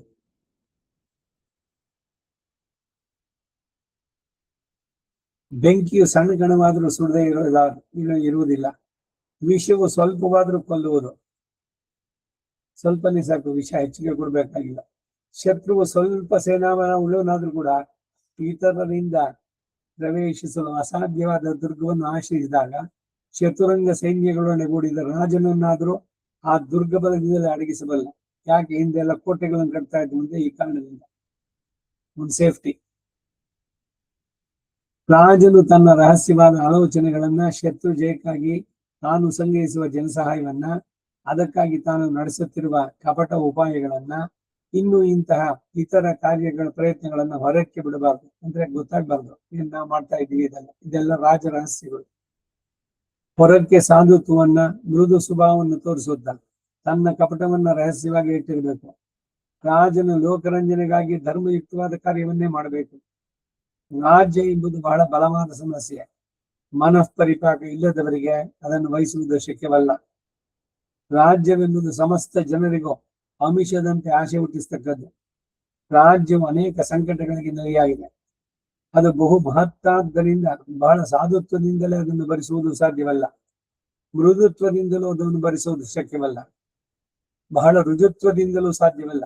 ಆದ್ದರಿಂದ ಮೃದುತ್ವದಿಂದ ಕೂಡಿದ ಕಾಪಟ್ಯದಿಂದ, ಕಾಠಿಣ್ಯದಿಂದ ಕೂಡಿದ ರುಚಿತ್ವದಿಂದ ರಾಜನು ಪ್ರವರ್ತಿಸಬೇಕು. ಸಮರ್ಥನಾಗಿ ನಡೆಸಬೇಕಾದ್ರೆ ಬೇಕಾಗುವಂಥದ್ದು. ಈಗ ಕೆಲವರು ಕೆಲಸ ಮಾಡೋದ್ರಲ್ಲಿ ತುಂಬಾ ಗಟ್ಟಿಗರು ಇಲ್ಲ, ಅವರನ್ನ ಮ್ಯಾನೇಜರ್ ಅಂತ ಮಾಡಿಟ್ರು.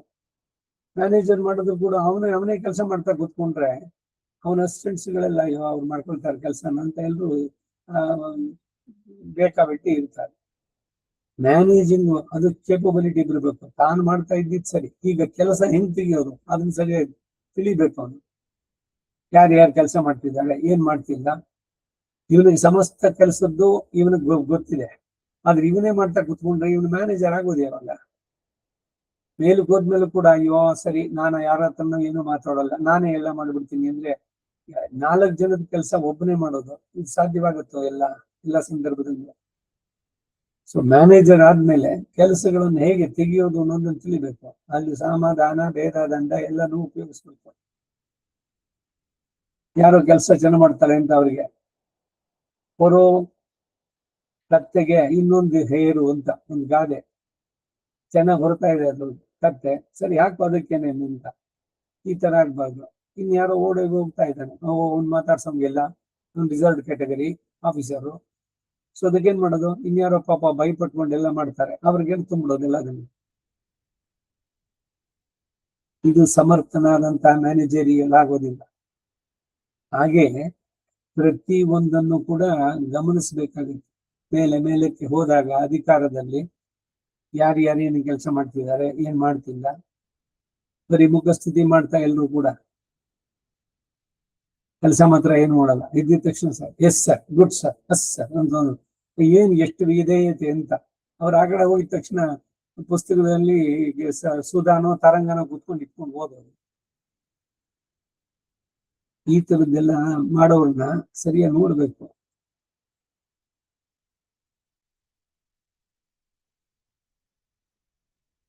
ಅದರಿಂದ ಏನೋ ಜೋರಾಗಿ ಹೇಳಿದ್ರೆ ಅವ್ರ ಮನಸ್ಸಿಗೆ ಇದಾಗತ್ತೋ ಅಂತಂದ್ರೆ ಹಾಗಾದ್ರೆ ಕೆಲಸ ಆಗೋದಿಲ್ಲ. ಮತ್ತೆ ಅವ್ನು ಸರಿಯಾಗೋದು ಹೇಗೆ? ನೀನು ಮ್ಯಾನೇಜರ್ ಆಗಿದ್ದಾಗ ನಿನ್ ರೆಸ್ಪಾನ್ಸಿಬಿಲಿಟಿ ಏನಂತ ಕೆಲಸ ತೆಗೆಸ್ಕೊಳ್ಳೋದು ಇವೆಲ್ಲ. ರಾಜನು ಪ್ರಜೆಗಳನ್ನು ರಕ್ಷಿಸುವಾಗ ಅದರಿಂದ ಅವನಿಗೇನಾದ್ರೂ ಆಪತ್ತು ಸಂಭವಿಸಿದ್ರು ಅದು ಅವನ ಧರ್ಮ ಪ್ರಾಪ್ತಿಗೆ ಆಧಾರವಾಗುತ್ತೆ. ಇಂತಹ ನಡತೆಯುಳ್ಳವರೇ ರಾಜರು. ಎಚ್ಚರಿಕೆಯಿಂದ ಇರ್ಬೇಕು. ಅದಕ್ಕಾಗೇನೆ ಬಾಡಿಗಾರ್ಡ್ಸ್. ರಾಜೇಂದ್ರ, ಈಗ ನಾನು ರಾಜಧರ್ಮಗಳಲ್ಲಿ ಸ್ವಲ್ಪ ಮಾತ್ರವನ್ನೇ ಸಂಗ್ರಹವಾಗಿ ಹೇಳಿದೆ. ಇನ್ನೂ ಮೇಲೆ ನಿನಗೆ ಸಂದೇಹವುಳ್ಳ ಬೇರೆ ಬೇರೆ ವಿಚಾರಗಳನ್ನೆಲ್ಲ ಪ್ರತ್ಯೇಕವಾಗಿ ಹೇಳ್ತೀನಿ, ಕೇಳುವುದಿಲ್ಲ. ಇದನ್ನು ಕೇಳಿ ಅಲ್ಲಿದ್ದ ಪೂಜ್ಯರಾದ ವ್ಯಾಸ, ದೇವಸ್ಥಾನ, ಅಶ್ಮಕಾದಿ ಮುನಿಗಳು, ಶ್ರೀಕೃಷ್ಣ, ಕೃಪಾ, ಸಾತ್ವಿಕಿ, ಸಂಜೀನು ಬಲೆ ಎಂದು ಭೀಷ್ಮನನ್ನು ಪ್ರಶಂಸಿಸಿದರು. ಎಲ್ಲರೂ ಅರಳಿದ ಹೂವಿನಂತೆ ಸಂತೋಷ ವಿಕಸಿತವಾದ ಮುಖದಿಂದ ಭೀಷ್ಮನ ಧರ್ಮಜ್ಞತೆಯನ್ನು ಕೊಂಡಾಡಿದರು. ಆಗ ಯುಧಿಷ್ಠನು ಬಹಳ ಧೈರ್ಯದಿಂದ ಬಾಷ್ಪಪೂರ್ಣವಾದ ಕಣ್ಣುಗಳನ್ನೇ ಭೀಷ್ಮನ ಪಾದಗಳನ್ನೇ ಮೆಲ್ಲಗೆ ಹಿಡಿದುಕೊಂಡು, ತಾತ, ಈಗ ಸೂರ್ಯನು ಭೂಮಿಯೊಳಗಡೆ ದ್ರವವನ್ನೆಲ್ಲ ಕುಡಿದು ಅಸ್ತಂಗತನಾಗ್ತಾ ಇದ್ದಾನೆ. ನಾಳೆ ಬಂದು ನನ್ನ ಸಂದೇಹಗಳನ್ನ ಕೇಳಿ ತಿಳಿತೇನೆ ಎಂದ. ಆಮೇಲೆ ಅಲ್ಲಿ ನೆರೆದಿದ್ದ ಕೃಷ್ಣ, ಕೃಪಾದಿಗಳೆಲ್ಲ ಮೇಲೆದ್ದು ನಮಸ್ಕರಿಸಿ ಗಾಂಗೇಯನನ್ನ ಪ್ರದಕ್ಷಿಣೆ ಮಾಡಿ ತಮ್ಮ ರಥವನ್ನೇರಿ ಹೊರಟರು. ಎಲ್ಲರೂ ದಾರಿಯಲ್ಲಿ ದೃಶ್ಯದ್ವತಿ ನದಿಯಲ್ಲಿ ಸ್ನಾನ ಮಾಡಿ ಸಂಧ್ಯೋಪಾಸನೆಯನ್ನು ಮುಗಿಸಿಕೊಂಡು ಹಸ್ತಿನಾವತಿಗೆ ಪ್ರವೇಶಿಸಿದರು. ಇಲ್ಲಿಗೆ 57ನೇ ಅಧ್ಯಾಯ. ಅಷ್ಟಮೈಷಿ ಸಮೇತ ಶ್ರೀ ಕೃಷ್ಣಾಯ ಪರಬ್ರಹ್ಮಣೇ ನಮಃ. 58ನೇ ಅಧ್ಯಾಯ. ಭೀಷ್ಮನು ಧರ್ಮರಾಜನಿಗೆ ರಾಜರ ಉತ್ಪತ್ತಿಯನ್ನ, ಬ್ರಹ್ಮ ನಿರ್ಣಿತವಾದ ದಂಡ ನೀತಿ ಶಾಸ್ತ್ರದ ವೃತ್ತಾಂತವನ್ನ, ಋತುರಾಜನ ಚರಿತ್ರೆಯನ್ನು ತಿಳಿಸಿದ್ದು. ಅಷ್ಟಮೈಷಿ ಸಮೇತ ಶ್ರೀ ಕೃಷ್ಣಾಯ ಪರಬ್ರಹ್ಮಣೇ ನಮಃ. ಆ ರಾತ್ರಿ ಕಳೆದ ಬೆಳಗಾದ್ಮೇಲೆ ಪಾಂಡವರು, ಯಾದವರು ಪ್ರಾತಃ ಕಾಲದ ಕಾರ್ಯಗಳನ್ನೆಲ್ಲ ಮುಗಿಸಿಕೊಂಡು ಪಟ್ಟಣಗಳಂತೆ ವಿಶಾಲವಾದ ತಮ್ಮ ತಮ್ಮ ರಥಗಳನ್ನೇರಿ ಕುರುಕ್ಷೇತ್ರದಲ್ಲಿ ಭೀಷ್ಮನಿಗೆ ಬಂದು ರಾತ್ರಿಯು ಸುಖವಾಗಿ ಕಳೆಯಿತೆ ಎಂದು ಕುಶಲ ಪ್ರಶ್ನೆಯನ್ನು ಮಾಡಿದರು. ವ್ಯಾಸಾದಿ ಮುನಿಗಳಿಗೂ ನಮಸ್ಕರಿಸಿ ಅವರಿಂದಲೂ ತಾವು ಆಧರಿಸಲ್ಪಟ್ಟು ಭೀಷ್ಮನನ್ನ ಸುತ್ತಮುತ್ತ ಮುತ್ತಿ ಕುಳಿತರು. ಅವರು ಸತ್ರು.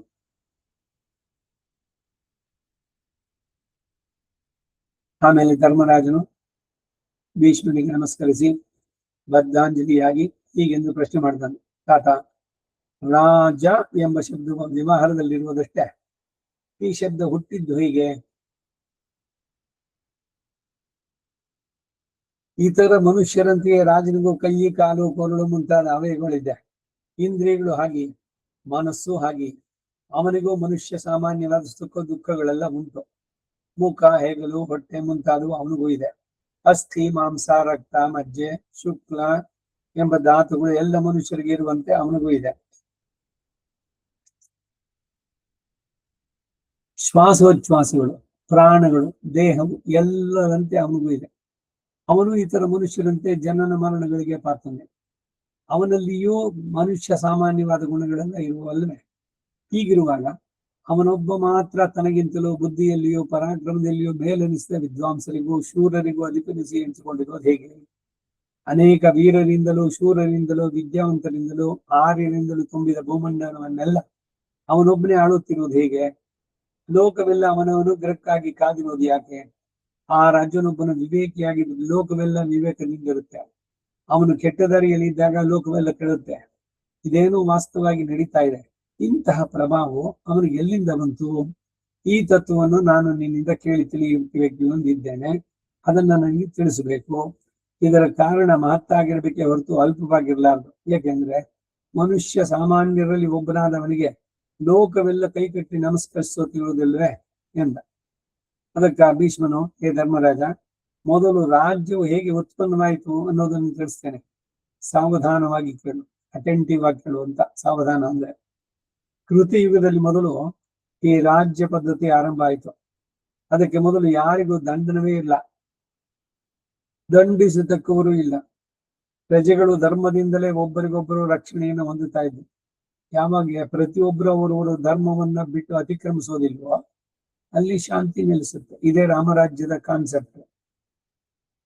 ಪಟ್ಟಾಭಿಷೇಕ ಸರ್ಗವನ್ನು ಓದ್ ನೋಡಿ.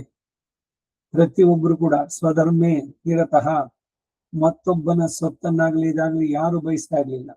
ಒಬ್ಬ ಕಳ್ಳತನ ಮಾಡೋನಿರ್ಲಿಲ್ಲ, ಒಬ್ಳು ಸ್ವೇಚ್ಛೆ ದುಷ್ಟಚಾರಣೆ ಇರ್ಲಿಲ್ಲ, ವೇಶ್ಯೆ ಇರ್ಲಿಲ್ಲ. ಯಾಕೆಂದ್ರೆ ಎಲ್ಲರೂ ಧರ್ಮವನ್ನ ಅತಿಕ್ರಮಿಸಿ ಹೋಗೋದಕ್ಕೆ ಭಯಪಡ್ತಾ ಇದ್ರು. ಒಬ್ಬ ಭಿಕ್ಷುಕ ಇರ್ಲಿಲ್ಲ, ಸಮೃದ್ಧಿಯಾಗಿತ್ತು ಎಲ್ರಿಗೂ ಕೂಡ. ಅಯೋಧ್ಯೆಯಲ್ಲಿ ಹಾಗೆ ಹಿಂದೆ ಕೃತಿಯುಗದಲ್ಲಿ ಹೀಗೆ ಪ್ರಜೆಗಳು ಧರ್ಮದಿಂದಲೇ ಒಬ್ಬರಿಗೊಬ್ಬರು ರಕ್ಷಣೆಯನ್ನು ಹೊಂದುತ್ತಾ ಇದ್ರು. ಹೀಗೆ ಕೆಲವು ಕಾಲದವರೆಗೆ ನಡೆದು ಬರ್ತಾ ಇದ್ದು. ಕಾಲಕ್ರಮದಲ್ಲಿ ಪ್ರಜೆಗಳಲ್ಲಿ ಧರ್ಮದ ಪಟುತ್ವವು ತಗ್ಗುತ್ತಾ ಬಂದರಿಂದ ಅವರಲ್ಲಿ ಬುದ್ಧಿ ವಿಕಲತೆ ಅಂಕುರಿಸುತ್ತಾ ಬಂತು. ಈ ಮೋಹ ಹೆಚ್ಚುತ್ತಾ ಬಂದ ಹಾಗೆ ಅವರ ಜ್ಞಾನ ಲುಪ್ತವಾಗಿ ಅದರ ಮೇಲೆ ಅವರ ಧರ್ಮವು ಖಿಲವಾಯಿತು. ಮೋಹವಶರಾದ ಅವರನ್ನ ಲೋಭ ಆವರಿಸಿತು. ಲೋಭ ಅಂದ್ರೆ ಇದೆ, ತನ್ನ ಅಗತ್ಯಕ್ಕಿಂತ ಹೆಚ್ಚಿಗೆ ತೆಗೆದಿಟ್ಕೊಳ್ಳೋದು ಯಾವುದನ್ನೇ ಆದ್ರೂ ಕೂಡ ಅದು ಲೋಭವಾಗುತ್ತೆ. ಲೋಭಿ. ಹರಿಷಡ್ವರ್ಗಗಳಲ್ಲಿ ಕಾಮ, ಕ್ರೋಧ, ಲೋಭ ಮೂರನೇದು. ಮದ, ಮಾತ್ಸರ್ಯ ಇವೆಲ್ಲ ಬರ್ಬೇಕಾದ್ರೆ ಕಾಮ, ಕ್ರೋಧ, ಲೋಭ ಈ ಮೂರನ್ನು ತ್ಯಜಿಸಬೇಕು ಅಂತ ಅರ್ಜುನನಿಗೆ ಕೃಷ್ಣ ಹೇಳ್ತಾನೆ. ಇವ ನರಕಕ್ಕೆ ಮಾರ್ಗಗಳು ಎಲ್ಲ ಬಯಕೆಗಳು, ಏನೇನೋ ಬಯಸೋದು ಮನಸ್ಸು, ಅದೆಲ್ಲವನ್ನು ಕಾರ್ಯರೂಪ ತರಕ್ಕೆ ಹೋಗ್ಬಾರ್ದು. ಲೋಭ ಅಂದ್ರೆ ತನ್ನ ಅವಶ್ಯಕತೆಗಿಂತ ಹೆಚ್ಚಾಗಿ ತುಂಬಿಟ್ಕೋಣ. ಆ ಲೋಭದಿಂದ ಅವರು ತಮಗೆ ಲಭ್ಯವಲ್ಲದಕ್ಕೂ ಆಸೆ ಪಡುತ್ತಾ ಬಂದದ್ದರಿಂದ ಕಾಮ ಎಂಬ ಮತ್ತೊಂದು ಮನೋವಿಕಾರ ಅವರಲ್ಲಿ ತಲೆ ಇಟ್ಟಿತು. ನೋಡಿ, ಇಲ್ಲಿ ಮೊದಲು ಲೋಭ, ಬಯಕೆಗಳು, ಅದರ ಮೇಲೆ ರಾಗ ಎಂಬ ಇನ್ನೊಂದು ದುರ್ಗುಣವು ಅದರಲ್ಲಿ ಹೋಗಿತ್ತು. ಆ ರಾಗದಿಂದ ಅವರಿಗೆ ಕಾರ್ಯ ವಿವೇಚನೆಯೇ ಇಲ್ಲದಂತಾಯಿತು. ಇದರಿಂದ ಅವರು ಆಡಬಾರದನ್ನ ಆಡೋದು, ಹೊಂದಬಾರದವರನ್ನು ಹೊಂದೋದು, ತಿನ್ನಬಾರದನ್ನ ತಿನ್ನೋದು, ದುಷ್ಟಗಳನ್ನ ಗಮನಿಸದೆ ಎಲ್ಲವನ್ನೂ ಪರಿಗ್ರಹಿಸೋದು, ಹೀಗೆ ನ್ಯಾಯ ನೀತಿಗಳಿಲ್ಲದೆ ಪ್ರವರ್ತಿಸತೊಡಗಿದರು. ಹೀಗೆ ಮನುಷ್ಯ ಲೋಕವು ಅಸಂಬದ್ಧವಾಗಿ ಪ್ರವರ್ತಿಸಿದ ಮೇಲೆ ವೇದಗಳು ನಷ್ಟವಾದವು. ಅದರ ಮೇಲೆ ಅದರಿಂದ ನಿರ್ವಹಿಸಲ್ಪಟ್ಟಂತಹ ಧರ್ಮಗಳು ನಷ್ಟವಾದವು. ಹೀಗೆ ಭೂಲೋಕದಲ್ಲಿ ವೇದಗಳು ಧರ್ಮಗಳು ನಷ್ಟವಾದದ್ದನ್ನು ನೋಡಿ ದೇವತೆಗಳಿಗೆ ಭೀತಿ ಹುಟ್ಟಿತು. ಅದಕ್ಕಾಗಿ ಇವರು ಲೋಕ ಪಿತಾಮಹನಾದ ಬ್ರಹ್ಮದೇವನಲ್ಲಿಗೆ ಹೋಗಿ ಬಹಳ ದೈನ್ಯದಿಂದ ಮೊರೆಯಿಟ್ಟು ಬದ್ಧಾಂಜಲಿಗಳಾಗಿ ಹೀಗೆಂದು ಪ್ರಾರ್ಥಿಸಿದರು. ಹೇ ಮಹಾತ್ಮ, ಈಗ ಭೂಲೋಕದಲ್ಲಿ ಸನಾತನವಾದ ವೈದಿಕ ಧರ್ಮಗಳೆಲ್ಲ ಲೋಭ ಮೋಹಾದಿಗಳು ನುಂಗಿಬಿಟ್ಟಿವೆ. ಇದರಿಂದ ನಮಗೆ ಮಹಾಭಯ ತಲೆದೋರಿದೆ. ಭೂಮಿಯಲ್ಲಿ ಯಜ್ಞಯಾಗದ ಕ್ರಿಯೆಗಳೆಲ್ಲ ನಷ್ಟವಾಗೋದ್ರಿಂದ ಲೋಕಾಧಿಪತಿಗಳೆನಿಸಿಕೊಂಡ ನಮಗೆ ಅವಿರ್ಭಾಗಗಳು ನಾವು ಇಲ್ಲದೆ ನಮಗೂ ಈಗ ಮನುಷ್ಯರಿಗೆ ಸಮಾನವಾದ ಗತಿಯೇ ಪ್ರಾಪ್ತವಾಗಿದೆ. ನಾವು ಮೇಲಿಂದ ಕೆಳಕ್ಕೆ ವರ್ತಿಸಿ ಪ್ರಜೆಗಳಿಗೆ ಆಹಾರವನ್ನು ಕಲ್ಪಿಸ್ತೇವೆ. ಪ್ರಜೆಗಳು ಕೆಳಗಿನಿಂದ ಯಜ್ಞಯಾಗಾದಿಗಳು ಹವಿಸಿನ ಮೂಲಕವಾಗಿ ಮೇಲಕ್ಕೆ ವರ್ಷಿಸಿ ನಮಗೆ ಅನ್ನವನ್ನು ಕೊಡುವರು. ಅಂತಹ ಯಜ್ಞಗಳಿಗೆ ಈಗ ಲೋಪ ಉಂಟಾದ್ದರಿಂದ ನಮ್ಮ ಬದುಕೆ ಸಂದೇಹಾಸ್ಪದವಾಗಿದೆ. ಆದ್ದರಿಂದ ಈಗ ನಮಗೆ ಯಾವುದು ಶ್ರೇಯಸ್ಕರವಾದನ್ನ ನೀನು ಆಲೋಚಿಸಬೇಕು. ಹಿಂದೆ ನಿನ್ನ ಅನುಗ್ರಹದಿಂದ ನಮಗೆ ಲಭಿಸಿದ್ದ ಮೇಲ್ಮೆ ಎಲ್ಲ ತಿರುಗಿ ನಮಗೆ ಲಭಿಸುವಂತೆ ಮಾಡಬೇಕು ಎಂದರು. ಆಗ ಚತುರ್ಮುಖ ಬ್ರಹ್ಮ, ಓ ದೇವತೆಗಳಿರ, ಭಯಪಡಬೇಡಿ, ನಿಮಗೆ ಶ್ರೇಯಸ್ಕರವಾದ ದಾರಿಯನ್ನ ನಾನು ಆಲೋಚಿಸ್ತೇನೆ ಅಂತ ಹೇಳಿ 1,00,000 ಅಧ್ಯಾಯಗಳುಳ್ಳ ಶಾಸ್ತ್ರವೊಂದನ್ನು ತನ್ನ ಬುದ್ಧಿಯಿಂದ ರಚಿಸಿದ ಚತುರ್ಮುಖ ಬ್ರಹ್ಮ. ಅದರಲ್ಲಿ ಧರ್ಮ, ಅರ್ಥ, ಕಾಮಗಳೆಂಬ 3 ಪುರುಷಾರ್ಥಗಳ ವಿಚಾರವನ್ನೆಲ್ಲ ಪ್ರತಿಪಾದಿಸಿ ಅದಕ್ಕೆ ತ್ರಿವರ್ಗ ಎಂದು ಹೆಸರಿಟ್ಟ. ಚತುರ್ಮುಖ ಬ್ರಹ್ಮನಿಂದ ಮಾಡಿದ್ದು. ಮತ್ತೆ 4ನೆಯದಾದ ಮೋಕ್ಷ ಧರ್ಮವನ್ನ ಬೇರೆಯಾಗಿ ಪ್ರತಿಪಾದಿಸಿದ. ಈ ಮೋಕ್ಷ ಧರ್ಮದ ಪ್ರಯೋಜನಗಳೇ ಬೇರೆ, ಅದರ ಗುಣಗಳೇ ಬೇರೆ. ಈ ಮೋಕ್ಷಕ್ಕೆ ಸಂಬಂಧಿಸಿದ ಧರ್ಮಗಳಲ್ಲಿ ಸತ್ವ, ರಜಸ್ಸು, ತಮಸ್ಸುಗಳೆಂಬ ತ್ರಿವರ್ಗ ಬೇರೆ ಹೊಂದಿದೆ. ನಿಷ್ಕಾಮ ಧರ್ಮ 4ನೆಯದು. ದಂಡ ನೀತಿಗೆ ಸಂಬಂಧಪಟ್ಟ ತ್ರಿವರ್ಗವು ಬೇರೊಂದಿದೆ. ಇದು ಕ್ಷಯ, ಸ್ಥಾನ, ವೃದ್ಧಿಗಳು ಎನಿಸುತ್ತೆ.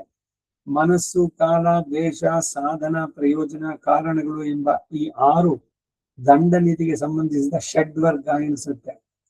ಇವೆಲ್ಲ ಈ ಶಾಸ್ತ್ರದಲ್ಲಿ ಪ್ರತಿಪಾದಿಸಲ್ಪಟ್ಟಿದೆ. ಚತುರ್ಮುಖ ಬ್ರಹ್ಮನಿಂದ ಆದಂತಹದ್ದು. ಕರ್ಮ, ಜ್ಞಾನ, ಕಾಂಡಗಳೆಂಬ ವೇದಾಂತ ವಿಚಾರಗಳು, ವ್ಯವಸಾಯ, ವರ್ತಕಾದಿ ಜೀವನ ವೃತ್ತಿಗಳು, 4 ವರ್ಣದವರೆಗೂ ವಿಶಾಲವಾದ ದಂಡ ನೀತಿಯು, ಇನ್ನು ಬೇರೆ ಅನೇಕ ವಿದ್ಯೆಗಳು ಅದರಲ್ಲಿ ಪ್ರತಿಪಾದಿಸಲ್ಪಟ್ಟಿದೆ. ಮಂತ್ರಾಲೋಚನ ಕ್ರಮಗಳು, ಶತ್ರುಗಳ ಕೋರಿಕೆಗಳನ್ನು ಕಂಡುಕೊಳ್ಳೋದು, ಅದಕ್ಕಾಗಿ ಗೂಢಚಾರರನ್ನ ನೇಮಿಸೋದು, ರಾಜಪುತ್ರ ಲಕ್ಷಣಗಳು, ನಾನಾ ತರದ ಉಪಾಯಗಳನ್ನ ಬಲ್ಲ ಬೇರೆ ಬೇರೆ ವೇಷದ ಚಾರರನ್ನ ಕಳಿಸೋದು, ಸಾಮದಾನ, ಭೇದ, ದಂಡ, ಉಪೇಕ್ಷ ಎಂಬ 5 ಉಪಾಯಗಳು, ಇವೆಲ್ಲ ಅದರಲ್ಲಿ ಪೂರ್ಣವಾಗಿ ಉದಾಹರಿಸಲ್ಪಟ್ಟಿದೆ. ಎಲ್ಲಾ ತರದ ಮಂತ್ರಾಲೋಚನೆಗಳನ್ನು ಹೊರಬೀಳಿಸೋದು, ಮಂತ್ರ ನಿಶ್ಚಯಗಳು ವ್ಯತ್ಯಸ್ತವಾಗೋದು, ಅವುಗಳ ಸಿದ್ಧಿಯಿಂದಲೂ ಅಸಿದ್ಧಿಯಿಂದಲೂ ಏರ್ಪೂಡಾದಂತಹ ಫಲ ಅಫಲಗಳು, ಇವೆಲ್ಲ ಅದರಲ್ಲಿ ಸಾಕಲ್ಯವಾಗಿ ವರ್ಣಿಸಲ್ಪಟ್ಟಿದೆ. ಸಂಧಿ ಮಾಡುವುದರಲ್ಲಿ ಭಯದಿಂದ ಮಾಡತಕ್ಕ ಸಂಧಿಯು ಹೀನ ಎಂದು, ಸತ್ಕಾರದಿಂದ ಮಾಡತಕ್ಕದ್ದು ಮಧ್ಯಮ ಎಂದು, ಧನವನ್ನು ತೆಗೆದುಕೊಂಡು ಮಾಡುವ ಸಂಧಿ ಉತ್ತಮ ಎಂದು, ಸಂಧಿಗಳಲ್ಲಿರುವ 3 ವಿಧಗಳು ಅದರಲ್ಲಿ ವಿವರವಾಗಿ ನಿರೂಪಿಸಲ್ಪಟ್ಟಿದೆ. 4 ಬಗೆಯ ದಂಡ, ಯಾತ್ರಾ ಕಾಲಗಳು, ತ್ರಿವರ್ಗ ವಿವರಗಳು, ಧರ್ಮಜಯ, ಅರ್ಥಜಯ, ವಂಚನೋಪಾದಿಯಿಂದಾದ ಜಯ ಎಂಬ 3 ಬಗೆಯ ಜಯಗಳು ಅದರಲ್ಲಿ ಸಾಕಲ್ಯವಾಗಿ ಬೋಧಿಸಲ್ಪಡುತ್ತೆ. ಮಂತ್ರ, ರಾಜ್ಯ, ದುರ್ಗ, ಸೈನ್ಯ, ಕೋಶ ಎಂಬ ಈ ಪಂಚವರ್ಗದ ಲಕ್ಷಣಗಳು, ಅವುಗಳ ಒಂದೊಂದರಲ್ಲಿರುವ ಉತ್ತಮ, ಅಧಮ, ಮಧ್ಯಗಳೆಂಬ ಭೇದಗಳು ಅದರಲ್ಲಿ ನಿರೂಪಿಸಿವೆ. ದಂಡದಲ್ಲಿರುವ ಪ್ರಕಾಶ, ಅಪ್ರಕಾಶಗಳೆಂಬ ಭೇದಗಳೆರಡೂ ಸವಿಸ್ತಾರವಾಗಿ ಇದರಲ್ಲಿ ಹೇಳಿದೆ. ರಥ, ಗಜ, ತುರಗ, ಪದಾತಿ ಎಂಬ 4 ಬಗೆಯ ಸ್ಥಳ ಸೈನ್ಯಗಳು, ನೌಕಾ ಸೇನೆ, ಕೆಲಸಗಾರರು, ಚಾರರು, ಶತ್ರು ದೇಶದ ಮಾರ್ಗದರ್ಶಕರು ಎಂಬ ಈ 8 ಪ್ರಕಾಶ ದಂಡಗಳು ಎನಿಸುತ್ತೆ. ರಹಸ್ಯ ದಂಡ ಎಂಬುದರಲ್ಲಿ ವಸ್ತ್ರ, ಆಹಾರಾದಿಗಳಲ್ಲಿ ಸ್ಥಾವರ, ಜಂಗಮ ವಿಷಯಗಳನ್ನು ಪ್ರಯೋಗಿಸುವುದು, ಆವಿಚಾರಿಕ ಕ್ರಿಯೆ ಈ ಮೊದಲಾದವೆಲ್ಲ ವಿವರಿಸಲ್ಪಟ್ಟಿದೆ. ವಿನೋದಾರ್ಥವಾದ ಯುದ್ಧದಲ್ಲಿಯೂ ಜೂಜಾಟದಲ್ಲಿಯೂ ನಂಬಿಕೆ ಹುಟ್ಟಿಸತಕ್ಕಂಥ 9ನೆಯ ಉಪಾಯ ಎನಿಸಿದ ಕೈತವು ವರ್ಣಿತವಾಗಿದೆ. ಶತ್ರುಗಳ ಧರ್ಮ, ಅರ್ಥ, ಕಾಮಗಳೆಂಬ ತ್ರಿವರ್ಗಗಳನ್ನು ಕೆಡಿಸೋದು, ಇಷ್ಟಾನಿಷ್ಟಗಳಿಂದ ಎಲ್ಲ ಕಾರ್ಯಗಳಲ್ಲಿ ಉಪೇಕ್ಷೆ, ಇಂದ್ರಜಾಲವೇ ಮೊದಲಾದ ಮಾಯೆಗಳು, ಶಕುನ, ಅಪಶಕುನಗಳು, ವೇಷವನ್ನು ಮರೆಸಿಕೊಂಡು ಶತ್ರುಗಳಲ್ಲಿ ಒಳಹೊಕ್ಕು ವರ್ತಿಸುವುದು, ವಂಚನೆ, ಮನಸ್ಸನ್ನು ಕೆಡಿಸೋದು, ನಿರ್ವ್ಯಾಪಾರನ್ನಾಗಿ ಮಾಡೋದು, ಇವೆಲ್ಲ ಅದರಲ್ಲಿ ಹೇಳಲ್ಪಟ್ಟಿದೆ. ಶತ್ರುಗಳು, ಮಿತ್ರರು, ಉದಾಸೀನರು ಎಂಬ 3 ಬಗೆಯವರನ್ನ, ಗ್ರಹ, ನಕ್ಷತ್ರಾದಿಗಳ ಸಂಚಾರ ಗುಣಗಳನ್ನ, ಭೂಗುಣಗಳನ್ನ, ಮಂತ್ರ, ಯಂತ್ರಾದಿಗಳಿಂದ ರಾಜನು ತನ್ನನ್ನು ರಕ್ಷಿಸಿಕೊಳ್ಳುವ ಉಪಾಯಗಳನ್ನ, ಸಮಾಧಾನ ಕ್ರಮಗಳನ್ನ, ರಥಾದಿ ಯುದ್ಧ ಪರಿಕರಗಳನ್ನು ಹೊಸದಾಗಿ ನಿರ್ಮಿಸುವ ಮತ್ತು ಅವುಗಳನ್ನ ಪರಾಮರ್ಶಿಸುವ ರೀತಿಯನ್ನ ಅದರಲ್ಲಿ ವಿವರವಾಗಿ ಕಾಣಬಹುದು. ರಥ, ಗಜ, ತುರಗ, ಪದಾತಿಗಳಿಗೆ ಬಲವನ್ನ, ಪುಷ್ಟಿಯನ್ನು ಕೊಡ್ತಕ್ಕಂತಹ ನಾನಾ ಬಗೆಯ ಕಲ್ಪಗಳು, ಚಕ್ರ, ಕ್ರೌಂಚಾದಿ ವ್ಯೂಹ ರಚನೆ, ವಿಚಿತ್ರ ಯುದ್ಧ ಮಾಡುವ ಕೌಶಲ, ಗೃಹಯುದ್ಧಗಳಿಂದ ಉಂಟಾಗುವ ಉತ್ಪಾತಗಳು, ಭೂಕಂಪ ಮೊದಲಾದ ನಿಪಾತಗಳು, ಚೆನ್ನಾಗಿ ಯುದ್ಧ ಮಾಡುವ ಮತ್ತು ಸಮಯದಲ್ಲಿ ಪಲಾಯನ ಮಾಡುವ ರೀತಿ, ಆಯುಧದ ವಿವರಗಳು, ಅವುಗಳನ್ನು ಹದ ಮಾಡುವ ಕ್ರಮ, ಸೇನಾ ವ್ಯಸನಗಳು, ಅವುಗಳನ್ನು ತಿದ್ದುವ ಮತ್ತು ಸೇನೆಗಳನ್ನು ಉತ್ಸಾಹಗೊಳಿಸುವ ಕ್ರಮ ಎಲ್ಲವೂ ಅದರಲ್ಲಿ ವಿವರಿಸಿದೆ. ರೋಗ ಪೀಠಗಳನ್ನ, ಆಪತ್ಕಾಲ ಭಯಕಾಲಗಳನ್ನ ಅದರಲ್ಲಿ ಕಾಣಿಸಿದೆ. ಸೇನಾ ಪ್ರಯಾಣಕ್ಕೆ ಸೂಚಕಗಳಾದ ಬೇರೆ ಮೊದಲಾದ ವಾದ್ಯಗಳ ಕ್ರಮ, ಪತಾಕೆ ಮೊದಲಾದವುಗಳ ಏರ್ಪಾಡುಗಳು, ಮೇಲೆ ಹೇಳಿದ ವಾದ್ಯಗಳು ಮತ್ತು ಪತಾಕಾದಿಗಳ ಶ್ರವಣ ದರ್ಶನಗಳಿಂದಲೇ ಶತ್ರುಗಳನ್ನು ಮೌಗೊಳಿಸೋದು, ಕ್ರೂರ ಸ್ವಭಾವವುಳ್ಳ ಕಳ್ಳರು, ಕಾಡು ಜನರು, ಬೆಂಕಿಯನ್ನ ವಿಷವನ್ನು ಇಟ್ಟುಕೊಳ್ಳುವರು, ಪ್ರತಿರೂಪಗಳನ್ನು ಮಾಡಿ ಮೋಸಗೊಳಿಸುವರು. ಇಂಥವರ ಮೂಲಕವಾಗಿ ಶತ್ರು ರಾಜ್ಯವನ್ನು ಪೀಡಿಸುವ ಕ್ರಮವೂ ಅದರಲ್ಲಿ ಹೇಳಿದೆ. ಶತ್ರು ಸೈನ್ಯದ ಸೇನಾಪತಿಗಳನ್ನ ಆ ಕಡೆಯಿಂದ ಕದಲಿಸೋದು, ಶತ್ರುಗಳಿಗೆ ಆಧಾರವಾದ ಧಾನ್ಯಗಳನ್ನ, ಗಿಡ ಮರಗಳನ್ನ ನಾಶ ಮಾಡೋದು, ಆನೆಗಳನ್ನ ಮಂತ್ರ ತಂತ್ರ ಔಷಧಾದಿಗಳನ್ನ ಕೆಡಿಸೋದು, ಇನ್ನು ಬೇರೆ ಬೇರೆ ಸೈನ್ಯ ಆತಂಕಗಳನ್ನು ಉಂಟು ಮಾಡೋದು, ಪರ ಸೈನ್ಯದಲ್ಲಿ ತನ್ನಲ್ಲಿ ಭಕ್ತಿ ಉಳ್ಳವರನ್ನು ವಿಶೇಷವಾಗಿ ಪೂಜಿಸುವುದು, ಪರರಾಜರಿಗೆ ನಂಬಿಕೆಯನ್ನು ಉಂಟು ಮಾಡೋದು, ತನ್ನ ಮತ್ತು ಶತ್ರುವಿನ ರಾಜ್ಯದ ಸಪ್ತಾಂಗಗಳ ಹಾನಿ ವೃದ್ಧಿಗಳನ್ನ, ಅವುಗಳ ಸಮಸ್ಥಿತಿಯನ್ನು ಗಮನಿಸುವುದು, ಉದ್ದಿಷ್ಟ ಕಾರ್ಯವನ್ನು ಸಾಧಿಸೋಕೆ ಬೇಕಾದ ಉಪಾಯಗಳು, ರಾಷ್ಟ್ರವನ್ನು ವೃದ್ಧಿಗೊಳಿಸುವ ಉಪಾಯಗಳು, ಶತ್ರು ಮಿತ್ರ ಮಧ್ಯಸ್ಥ ಎಂಬ 3 ಬಗೆಯ ರೀತಿಗಳು, ಶತ್ರು ದೇಶದ ಪ್ರಜೆಗಳನ್ನು ವಶೀಕರಿಸುವ ಮಾರ್ಗ, ಬಲಾಢ್ಯರನ್ನು ಅಡಗಿಸಿ ಎದುರಿಸುವ ನೀತಿ, ಯುಕ್ತಿಯಿಂದ ನ್ಯಾಯವನ್ನು ವ್ಯವಹರಿಸೋದು, ರಾಜ್ಯ ಕಂಟಕಗಳನ್ನು ಹುಡುಕಿ ನೀಗಿಸೋದು, ಮಲ್ಲಯುದ್ಧಗಳು, ಆಯುಧ ಪ್ರಯೋಗ, ದಾನೋಪಾಯ ಪದ್ಧತಿ, ಬೇಕಾದ ಸಂಭಾರಗಳನ್ನು ಸಂಗ್ರಹಿಸುವ ರೀತಿ, ಪೋಷಣೆವಿಲ್ಲದವರನ್ನು ನೋಡಿ ಅವರಿಗೆ ತಕ್ಕ ಆಧಾರವನ್ನು ಕಲ್ಪಿಸೋದು, ಪೋಷಣೆ ಉಳ್ಳವರನ್ನು ಪರಾಮರ್ಶಿಸುವುದು, ಅನಿವಾರ್ಯವಾದ ಕೊನೆಗಾಲದಲ್ಲಿ ಧನವನ್ನು ಕೊಡುವುದು, ದುರ್ವ್ಯಸನಗಳಲ್ಲಿ ವಿಶೇಷವಾಗಿ ಸಂಬಂಧಿಸದೇ ಇರುವುದು, ರಾಜನಿಗೆ ಇರಬೇಕಾದ ಎಲ್ಲ ಗುಣಗಳು, ಸೇನಾಪತಿ ಗುಣಗಳು, ಉಪಕರಣಗಳ ಮತ್ತು ಅವುಗಳಿಂದ ಕೆಲಸ ಮಾಡುವವರ ಗುಣದೋಷಗಳು, ದೋಷಯುಕ್ತಗಳಾದ ನಾನಾ ಬಗೆಯ ಇಂಗಿತಗಳು, ಅನುವರ್ತಿಸತಕ್ಕವರ ನಡತೆ, ಎಲ್ಲರ ವಿಷಯದಲ್ಲೂ ರಾಜನು ಶಂಕಿಸುತ್ತಿರಬೇಕಾದ ಅವಶ್ಯಕತೆ, ಎಚ್ಚರ ತಪ್ಪಿ ಹೋಗಬಹುದಾದ ಸಂದರ್ಭಗಳು, ತನಗೆ ದುರ್ಲಭವಾದದ್ದನ್ನ ಪಡೆಯುವ ಪ್ರಯತ್ನ, ಲಭಿಸದ್ದನ್ನ ವೃದ್ಧಿಗೊಳಿಸೋದು, ಹಾಗೆ ವೃದ್ಧಿ ಹೊಂದಿದ್ದನ್ನ ಸತ್ಪಾತ್ರಗಳಲ್ಲಿ ವಿನಿಯೋಗಿಸೋದು, ಧರ್ಮಾರ್ಥ ಕಾಮಗಳಿಗಾಗಿಯೂ ಅಪಾಯ ನಿವೃತ್ತಿಗಾಗಿಯೂ ಹಣವನ್ನು ವೆಚ್ಚ ಮಾಡಬೇಕಾದ ರೀತಿ, ಇದನ್ನೆಲ್ಲ ಅದರಲ್ಲಿ ವಿವರಿಸಿದೆ. ಕಾಮ ಕ್ರೋಧಗಳಿಂದ ಉಂಟಾಗುವ ಉಗ್ರ ವ್ಯಸನಗಳೆಲ್ಲ ಅದರಲ್ಲಿ ನಿರೂಪಿಸಲ್ಪಟ್ಟಿದೆ. ಬೇಟೆ, ಜೂಜು, ಮದ್ಯ, ಸ್ತ್ರೀ ಎಂಬ 4 ಕಾಮಜನ್ಯ ವ್ಯಸನಗಳೆಂದು ಬ್ರಹ್ಮನು ಹೇಳಿದ್ದಾಗಿ ಆಚಾರ್ಯರು ಹೇಳಿದ್ದಾರೆ. ವಾಗ್ಪೌರುಷ್ಯ, ಸ್ವಭಾವದಲ್ಲಿ ಉಗ್ರತೆ, ದಂಡಪಾರುಷ್ಯ, ವಿವೇಕವಿಲ್ಲದ ಶರೀರ ದಂಡನೆ, ದೇಹತ್ಯಾಗ, ದೇಶತ್ಯಾಗ, ಇತರರ ಪ್ರಯೋಜನವನ್ನಾಗಲಿ ಧನವನ್ನಾಗಲಿ ಕೆಡಿಸೋದು, ಇವಾರು ಕ್ರೋಧಜನ್ಯ ವ್ಯಸನಗಳು. ಒಂದೊಂದರಲ್ಲಿ ವ್ಯಸನಗಳು ಹೇಗೆ ಹೇಗೆ ಅಂತ ಹೇಳ್ತಾರೆ. ಈ ಬಗೆಯ 10 ವ್ಯಸನಗಳು, ವಿವಿಧ ಯಂತ್ರಗಳ ಹೆಸರು, ಅವುಗಳ ಕಾರ್ಯಗಳು ಅದರಲ್ಲಿ ಚೆನ್ನಾಗಿ ನಿರೂಪಿಸಿದೆ. ಶತ್ರು ರಾಷ್ಟ್ರಗಳನ್ನು ಪೀಡಿಸೋದು, ಅವುಗಳ ಮೇಲೆ ಬೀಳೋದು, ಅವರು ಎಲ್ಲಿಯ ಗುರುತುಗಳಾದ ಧ್ವಜಾದಿಗಳನ್ನು ಮುರಿಯೋದು, ಶತ್ರುಗಳಿಗೆ ನಿಲ್ಲಲು ನೆಳಲಿಲ್ಲದಂತೆ ದೊಡ್ಡ ದೊಡ್ಡ ಮರಗಳನ್ನು ಕಡಿದು ಹಾಕುವುದು, ಕೋಟೆ ಮೊದಲಾದವುಗಳನ್ನು ಮುತ್ತೋದು, ಶತ್ರುಗಳಿಗೆ ಉಪಯುಕ್ತವಾದ ಕೃಷಿ ಮೊದಲಾದವುಗಳನ್ನು ನಾಶ ಮಾಡೋದು, ಆಯುಧಾದಿ ಉಪಕರಣಗಳನ್ನ ಕವಚ ಮೊದಲಾದವುಗಳನ್ನು ರಚಿಸುವ ಉಪಾಯಗಳು, ಶಂಖ, ಭೇರಿ, ಪಣವ, ಆನಕ ಮೊದಲಾದ ರಣವಾದ್ಯ ವಿಚಾರಗಳು, ಇವೆಲ್ಲ ಅದರಲ್ಲಿ ವಿವರಿಸಿದೆ.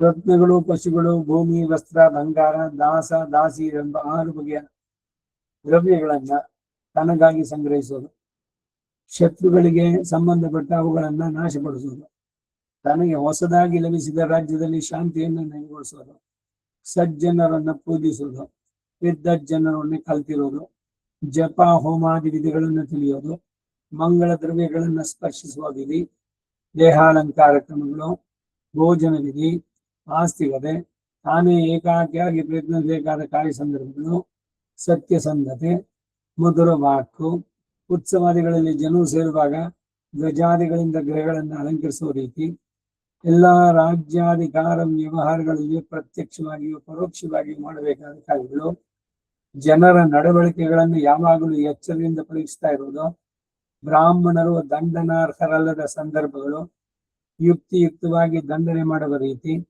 ತನ್ನ ಅನುಜೀವಿಗಳನ್ನ ಆಯಾ ಜಾತಿಗೂ ಗುಣಕ್ಕೂ ತಕ್ಕಂತೆ ಆಧರಿಸುವುದು, ಪುರಜನರ ರಕ್ಷಣೆ, ರಾಜ್ಯವನ್ನ ಹೆಚ್ಚಿಸುವುದು, ಒಂದೊಂದು ದಿಕ್ಕಿನಲ್ಲಿ ಶತ್ರು ಮಿತ್ರೋದಾಸೀನ ಎಂಬ 3 ಬಗೆಯಂತೆ 4 ದಿಕ್ಕುಗಳಲ್ಲಿ ಇರುವ 12 ಬಗೆಯ ರಾಜರ ವಿಷಯದಲ್ಲಿ ಮಾಡಬೇಕಾದ ಆಲೋಚನೆಗಳು, ಶೌಚ, ಅಭ್ಯಂಗನ ಮೊದಲಾದ ದೇಹ ಸಂಸ್ಕಾರದ ವಿಷಯದಲ್ಲಿ ವೈದ್ಯಶಾಸ್ತ್ರದಲ್ಲಿ ಹೇಳಲ್ಪಟ್ಟಿರುವ 72 ಬಗೆಯ ಸಂಸ್ಕಾರಗಳು, ಬೇರೆ ಬೇರೆ ದೇಶ, ಜಾತಿ, ಕುಲ, ಧರ್ಮಗಳು ಇವೆಲ್ಲ ಅದರಲ್ಲಿ ವರ್ಣಿಸಲ್ಪಟ್ಟಿದೆ.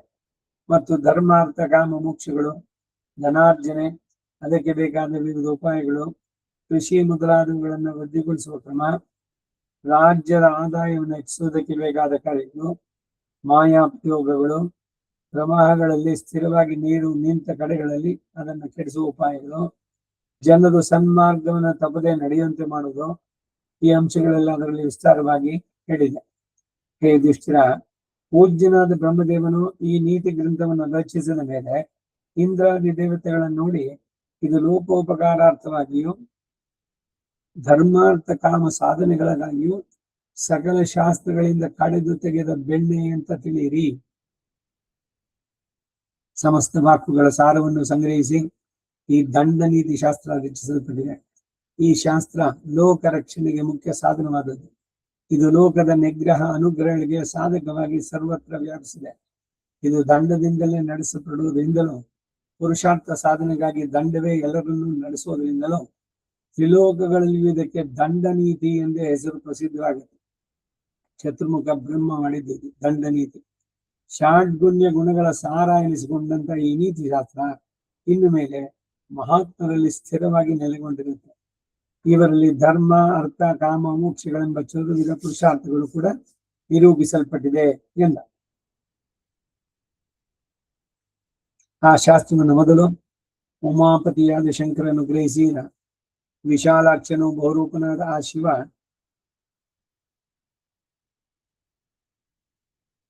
ಯುಗ ಯುಗಕ್ಕೂ ಪ್ರಾಣಿಗಳ ಆಯು ಪರಿಮಾಣ ತಗ್ಗುತ್ತಿರುವುದನ್ನು ನೋಡಿ ಬ್ರಹ್ಮರಚಿತವಾದ ಆ ನೀತಿ ಶಾಸ್ತ್ರವನ್ನ 10,000 ಅಧ್ಯಾಯಗಳಲ್ಲಿ ಸಂಗ್ರಹಿಸಿ ಇಟ್ಟ. ಅದಕ್ಕೆ ವೈಶಾಲಾಕ್ಷ ಎಂಬ ಹೆಸರು ಪ್ರಸಿದ್ಧ. ಬ್ರಹ್ಮ ಬರೆದಿದ್ದು ದಂಡ ನೀತಿ, ಶಿವ ಅದನ್ನು ಗ್ರಹಿಸಿ ಅದಕ್ಕೆ ವೈಶಾಲಾಕ್ಷ ಅಂತ ಹೆಸರು. ಆಮೇಲೆ ದೇವೇಂದ್ರ ಪ್ರಜಾಹಿತಕ್ಕಾಗಿ ಅದೇ ಗ್ರಂಥವನ್ನ 5,000 ಅಧ್ಯಾಯಗಳಲ್ಲಿ ಸಂಗ್ರಹಿಸಿಟ್ಟ. ಅದು ಬಾಹುದಂತಕ ಎಂದು ಕರೆಯಲ್ಪಟ್ಟಿತು. ಆಮೇಲೆ ಅದನ್ನ ಬೃಹಸ್ಪತಿ 3,000 ಅಧ್ಯಾಯಗಳನ್ನಾಗಿ ಸಂಗ್ರಹಿಸಿಟ್ಟ. ಅದಕ್ಕೆ ಬಾರಹಸ್ಪತ್ಯ ಅಂತ ಹೆಸರಿತ್ತು, ಬಾರಹಸ್ಪತ್ಯ ಸ್ಮೃತಿ. ಆಮೇಲೆ ಅದೇ ಶಾಸ್ತ್ರವನ್ನ ಮಹಾಪ್ರಾಜ್ಞನು ಯೋಗಾಚಾರ್ಯನು ಆದಂತ ಶುಕ್ರ 1,000 ಅಧ್ಯಾಯಗಳನ್ನಾಗಿ ಸಂಗ್ರಹಿಸಿದ. ಅದು ಶುಕ್ರ ನೀತಿ. ಹೀಗೆ ಮಹರ್ಷಿಗಳು ಲೋಕಯಾತ್ರೆಯನ್ನ ಪ್ರಜೆಗಳ ಆಯು ಪರಿಮಾಣ ತಗ್ಗುತ್ತಾ ಬರುವುದನ್ನು ನೋಡಿ ಅದಕ್ಕನುಸಾರವಾಗಿ ಈ ನೀತಿ ಶಾಸ್ತ್ರವನ್ನ ಸಂಗ್ರಹಿಸಿತು.